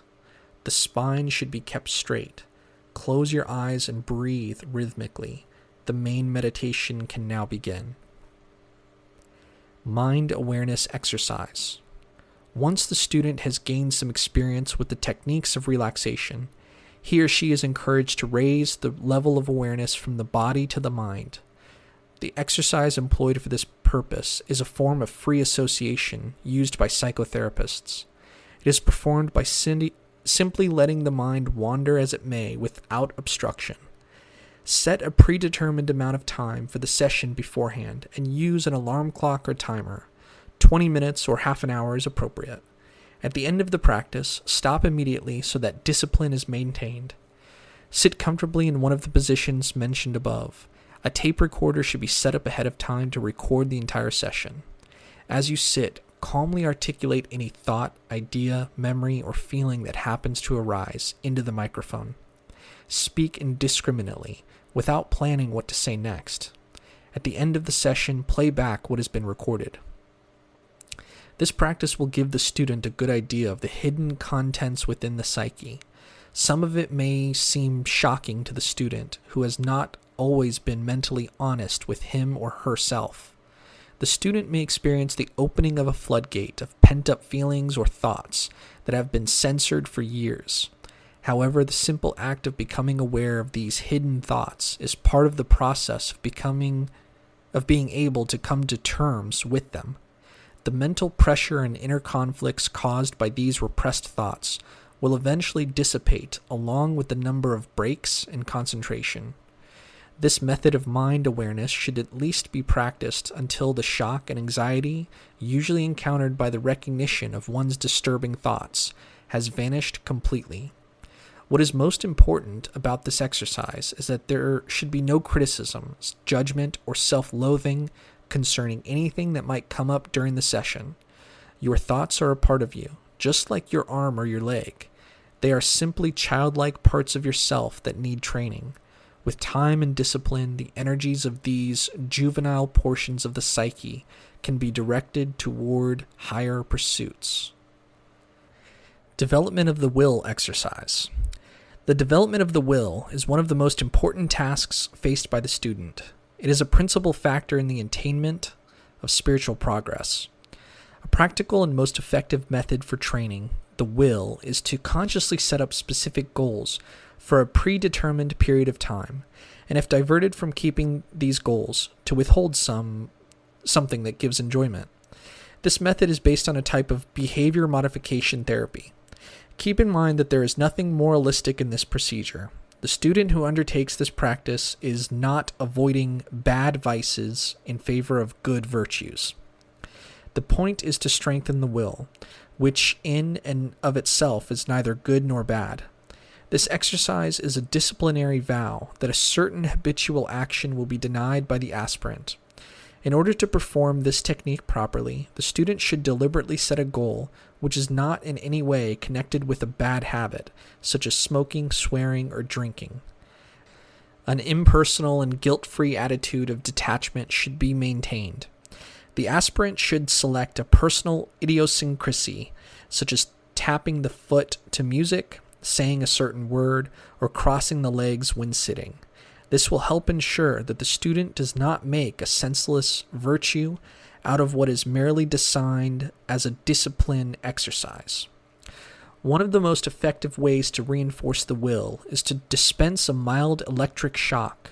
One can usually find a small device which will deliver a slight shock in any store that sells supplies for stage magic. The shock is very light, but can be quite surprising.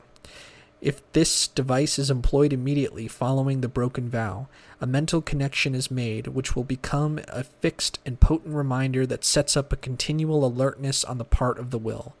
By doing this, the student will reinforce the connection between the unwanted action and the electric shock. It is important to carry the device with you at all times, so that the disciplinary action can be delivered immediately after the transgression. It is through this discipline that the will obtains its training and effectiveness.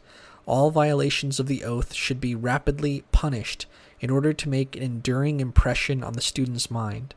This can be done either by administering a light shock as described above, or by denying oneself something that is pleasurable. This technique accomplishes two things. first a constant vigilance is established, which generates a potent willpower. Second, the mind itself is placed gradually under the control of the aspirant's will. This in turn helps the student's faculty of concentration immensely. The rite of elemental equilibration. One of the goals of magical work is to bring to the student an awareness of the inner elemental makeup of his or her psyche. This awareness also includes the ability to experience the elements and balance them in equal portion within the mind. It is vitally important that all magical students be able to consciously equilibrate the psychic elements. The simple rite of the Kabbalistic cross is very useful for this purpose. However, we also suggest that the student perform the following rite of elemental equilibration to actively combat any elemental imbalances that may occur during the transformative process of self-development. This is a ritual that should be performed regularly. Stand facing the east and perform the fourfold breath a number of times until you feel relaxed. Imagine a brilliant light above your head. Reach up with your right hand as if to touch this light, and bring the light down to your forehead. Imagine the yellow triangle of air superimposed over the upper part of your body. Vibrate. Shaddai El Chai. Then picture the black triangle of earth covering the lower portion of your body. Bring your hand down as if pointing to the ground and vibrate. Adonai Ha Aretz. Visualize the red triangle of fire superimposed over the right side of your body. Touch your right shoulder and intone Yod He Vav He Za Ba Oth. Imagine the blue triangle of water covering the left side of your body. Touch your left shoulder and intone Elohim Zabaoth. Bring both hands together, interlocking the fingers with the palms outward, and touch the area of your heart with your knuckles. Imagine the sigil of the spirit wheel in white at the center of your body, uniting the four elemental triangles. Imagine the brilliant light above your head connected with the sigil of spirit. Vibrate. Ith. Continue the fourfold breath with the following visualizations. Inhale, imagine the fire triangle. Full hold, imagine the water triangle. Exhale, imagine the air triangle. Empty hold, imagine the earth triangle. Imagine all the elemental triangles within your psyche balanced and in harmony under the guidance of spirit. Chapter 8. Yoga, Chakras, and the Wisdom of the East. As Regardie stressed in Chapter 4,